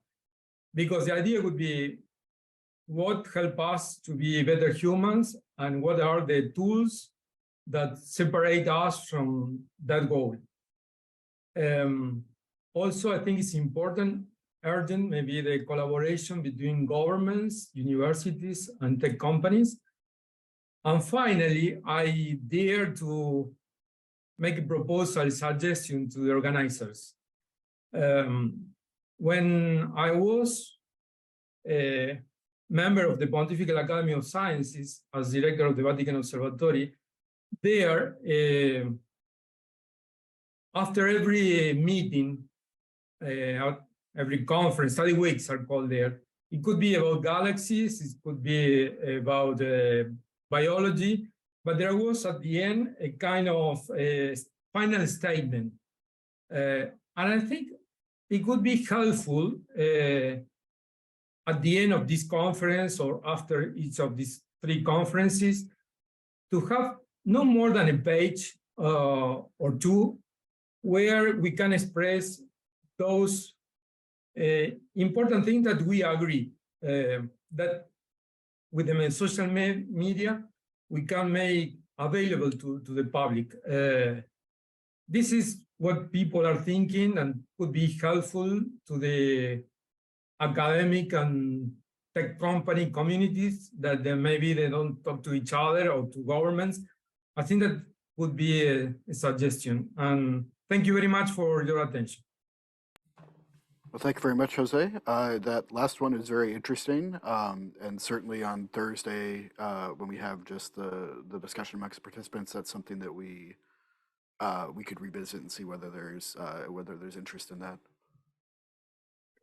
To be just on this point, to be clear, because it's difficult to everybody to work on a text, but maybe a committee of some of the members of the panelists that could represent the whole group, and then maybe after that the rest of us can agree or not or subscribe to the text. That's one idea. Yeah, go ahead. Thank you, Jose. This is great. Whenever we talk about AI and somebody brings Terlades Chardin, I pay attention, and I think that is because he's probably has one of the most helpful frameworks to understand AI and technology in general. I also like how you said about not fear but prudence. Great. I mean, this could be a bumper sticker. I'll put it in my car. Not fear of AI, just prudence. Very good way to put this. You mentioned how we can use Ignatian spirituality as a way to address prudence, a way to consider things through some of the spiritual practices that I'm sure you've been practicing all your life and have made its way to many, by the way, Protestant circles, but it's no longer just in the Catholic. I'm also wondering, so I always think about this as a two-way street, and one way, our spirituality helping AI and technology to make sense from an ethical perspective.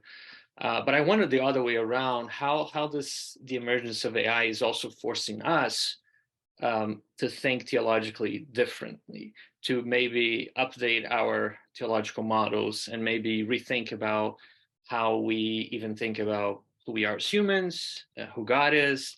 And I see a lot of potential there. And I'm wondering if that's, if you could comment on that, if you see maybe any opportunities for even, the challenge with AI in some ways shaping our theology in new directions. Thank you, Elias, very much. I'm dealing with this, so I don't have clear answer or comments on that. I'm going to teach this semester here in Argentina a class on theology of creation. So what I'm proposed to my students the first day of class is the basic question is how to talk about God creator in this context of AI and many other challenges. We are talking now about AI. And of course, taking into account the Bible, what we learn from Revelation. But I think this development, technological development, has to challenge us very much in a profound way, the way we think and the way we speak about God. Honestly, I don't have a clear answer for that. But one thing that I mentioned briefly in the paper, two things maybe, is the omega point, going back to Teilhard. This is the letter to the Ephesians. So as our arrival, the destination point. And the other thing Ted was mentioning before me, Imago Dei. How I in my paper refer to Homo Cyberneticus 2.0, and I think we need to address a new XLH. We need to rethink our philosophy, our science. The point, well, during the day-to-day, sometimes the word tool has been used. I like to say that AI is a tool like a hammer. You can use the hammer to build good things or to hit people for bad things. But there is a fundamental difference here, is that this tool is evolving by itself almost. So that a big difference I see, that this is evolving. It's not a fixed static tool. I don't know. Maybe other in the panel have better ideas how to answer or address this question. Yeah, I would just say the fact that you're thinking about it and it's starting going that direction, to me, that's all I love to hear. And so I don't think there are answers, but it sounds to me like you're already doing that work, and I appreciate that. I mean, I already have some notes that I have to put aside, but I appreciate it, your contribution already. Thank you. Great. As we're entering into sort of our last question and answer time, I have a list of people who I had seen that had questions, but I want to make sure that I'm also not missing anyone as well. So let me go through the order that I had, and we can see if somebody is also looking to get into the conversation, especially if they haven't had the chance yet. So I have questions from Ali Reza, Ron, Marielle, Muzaffar, and Matt put one in the chat as well. Am I missing anyone else that has been trying to get a question in? Okay, I think we'll start in that order then, and we can hopefully address some additional questions as well. Go ahead, Ali Reza. Thank you so much. So thank you, Jose, actually, but going back to Ted, if that's okay. If Ted's still with us there, I can't see his face, but yeah, brilliant, Ted. Okay, so a few things. So thank you so much. Thank you so much. Quickly, because you asked for a Muslim perspective on sin. So I would frame it as a Muslim perspective and not necessarily the Muslim perspective. But yeah, the moral ambivalence is absolutely there within the Islamic tradition. Okay, so the Quran says, for example, he's inspired the heart with that which is pure for it and that which is corrupt for it. Okay, so there's a moral ambivalence, but of course, I think the distinction, or a major distinction, is human isn't seen as fundamentally fallen. All right, so and maybe this is a bridge to some things that Jose was thinking about as well. So yeah, moral ambivalence, absolutely, but humans aren't fundamentally fallen. And in fact, the entirety of creation is seen as glorifying God. All right, so this makes me want to think about the distinction between artificial, okay, or even the use of the language artificial, to me is theologically problematic for Muslims who are a whole scale of different positions on either direct or indirect causality of God, right? And the radical emphasis on monotheism, where everything is attributed to God ultimately, right? So this problematizes even our notions of artificial. But actually, in terms of some of the more substantive stuff you were saying, Ted, was so I really appreciated some of the stuff you had in the paper didn't present today, actually. You know, so the job of the theologian to clarify, yeah, thank you very much for saying that in the paper. And actually, my contribution tomorrow is also thinking about the importance of reason in the Islamic tradition. And ultimately, I kind of want to problematize it as well. But in the Islamic tradition, we wouldn't have the flip from reason to love necessarily. Okay, yeah, absolutely. Love is amongst the lover, and expressive love is a name of God, al-wudud, but maybe not the overarching one. So if there is an overarching name of God in the Islamic tradition, if there is, yeah, other than Allah, the God, it is Ar-Rahman, so the compassionate or the merciful, right? or the giver, the selfless. But I think that can do the same shift that you're talking about away from rationality. Yeah. And interestingly, when I've shared some of these things in developing kind of conversations, and again, this might be a shared feature of the Abrahamic traditions, you know, the obsession with reason and rationality, as opposed to compassion, love, within the Islamic tradition, rahmah, which is seen as a feminine principle of God, whereas rationality is seen as a male principle of God. You know, how much of this is to do with patriarchy as well? You know, our obsession with reason, you know, as opposed, and saying that reason is the shared element between human and creation, whereas emotions are not. God is not sentimental. Okay. So yeah, on the, in terms of a specific question, so your overarching message, you know, I really benefit from, and the, you know, detailed clarifications.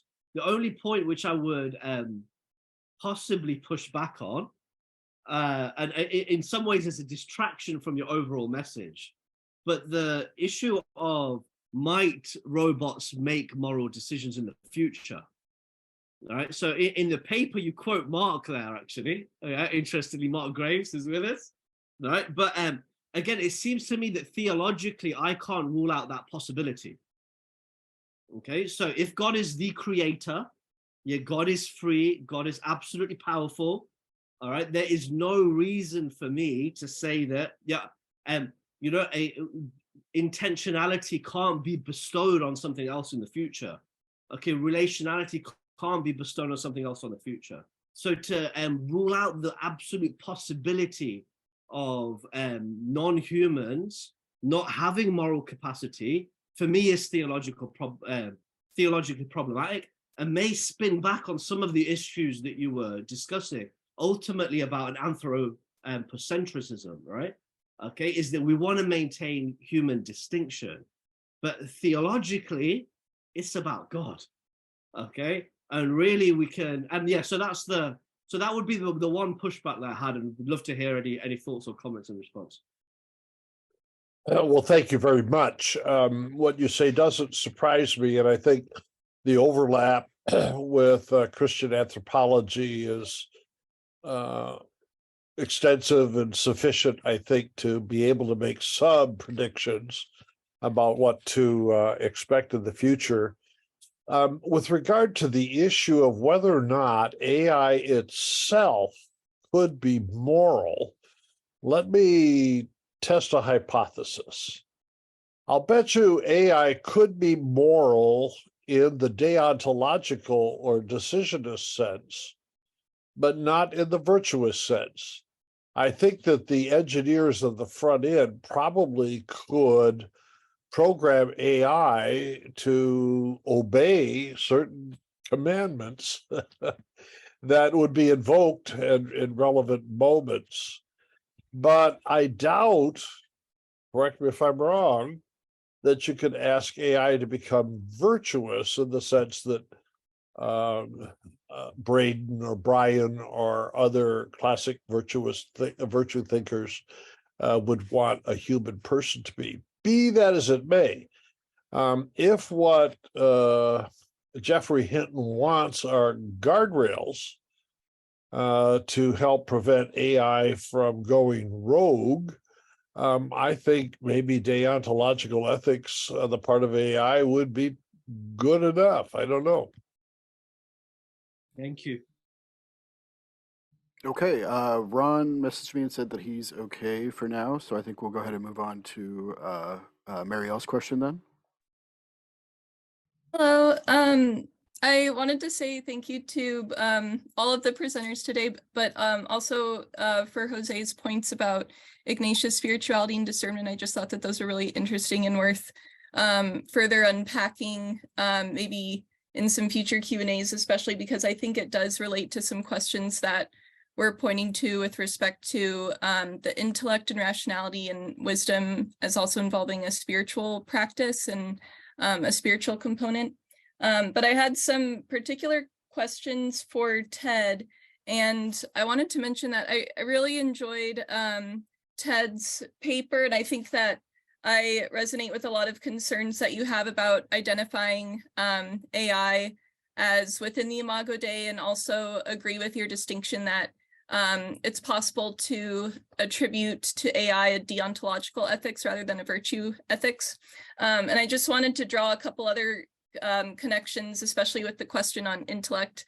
And since I'm a Catholic moral theologian, a couple of the strands I wanted to bring up have to do with a Thomistic perspective, but then also from an interreligious perspective through disability theology as well.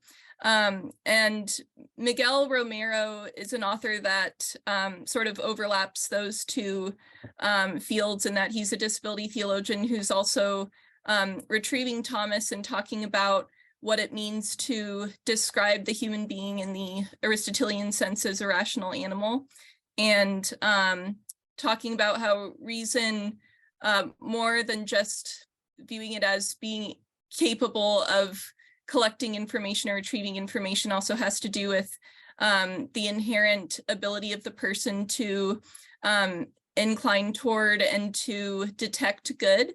But I think this connects well with Noreen's point as well, because if we can't attribute the type of reason to AI that's able to detect good in the sense that it can also retract itself from evil, which has to do with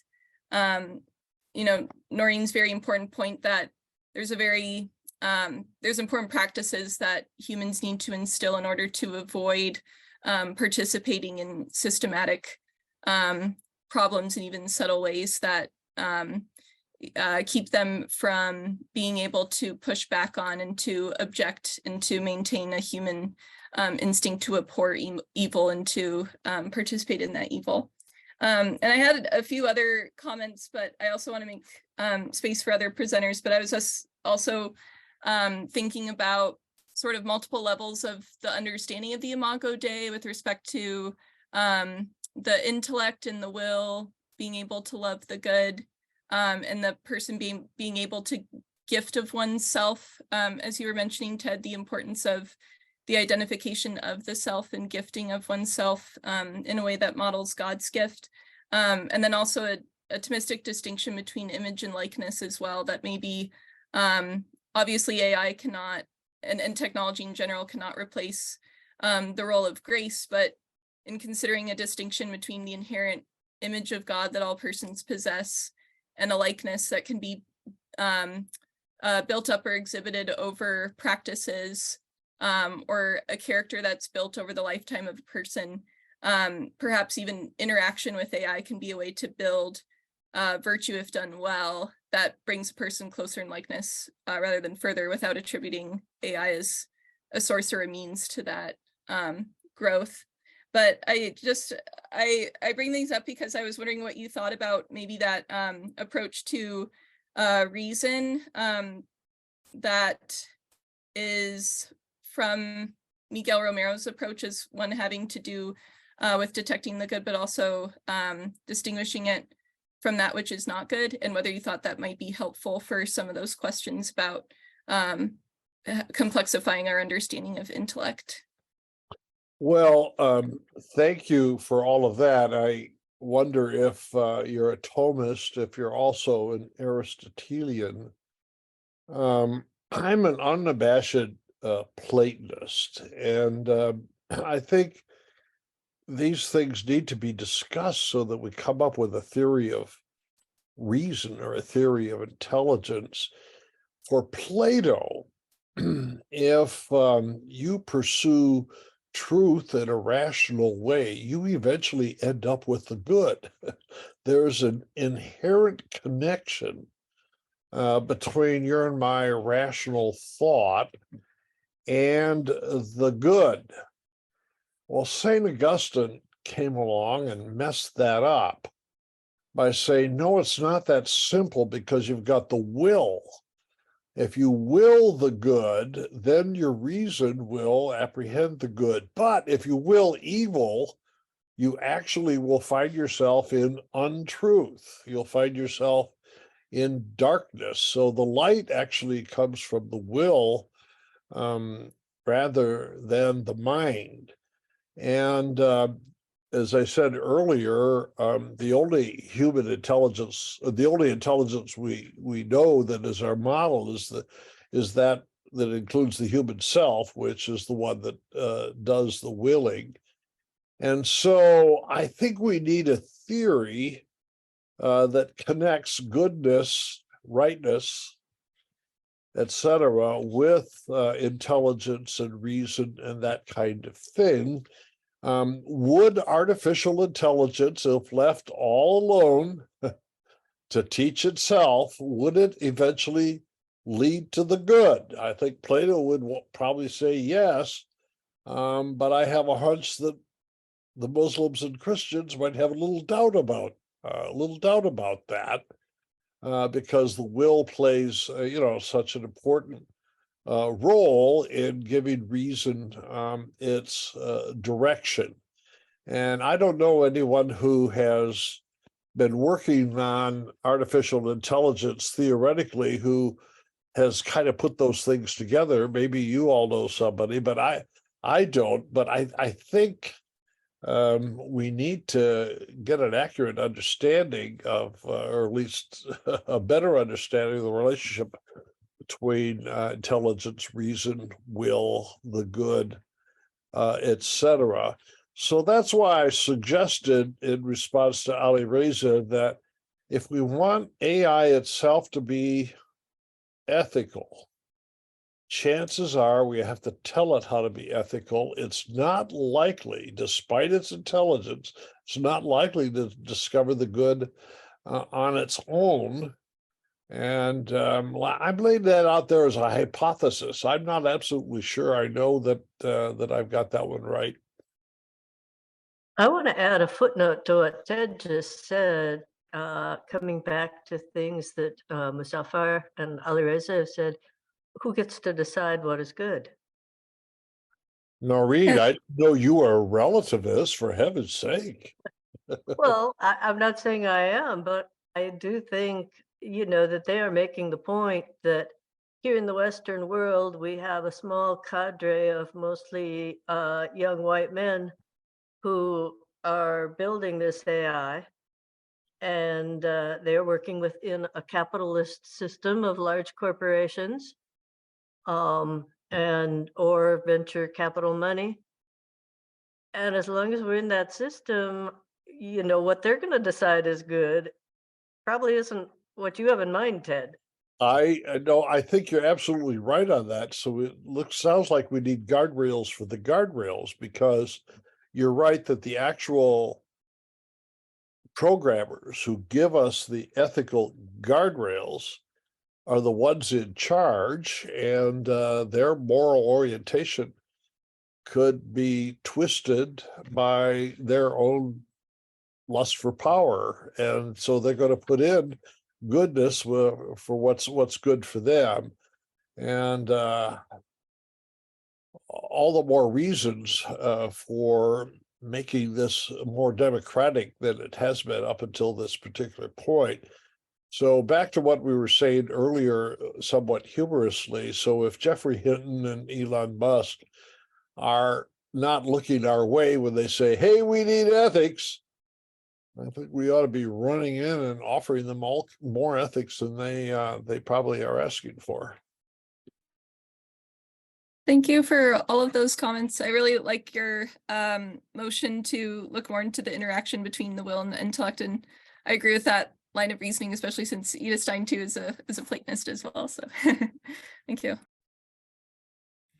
Okay, I realize that we're ending our, pretty much ending our time. So I want to be respectful since we do have a couple more days. So I think unless there's anyone who has something burning left to say, I think maybe we'll leave it at that for this afternoon and this evening. And we'll be starting again right at 9 a.m. Pacific time, noon Eastern time tomorrow. The presentations, as you're probably aware, are going to be mostly focused on the question of sort of, can AI help us become more virtuous from a variety of perspectives. But there'll again be some overlap between the first question of cultural evolution and some movement into the discussion of the third question of AI and virtue itself.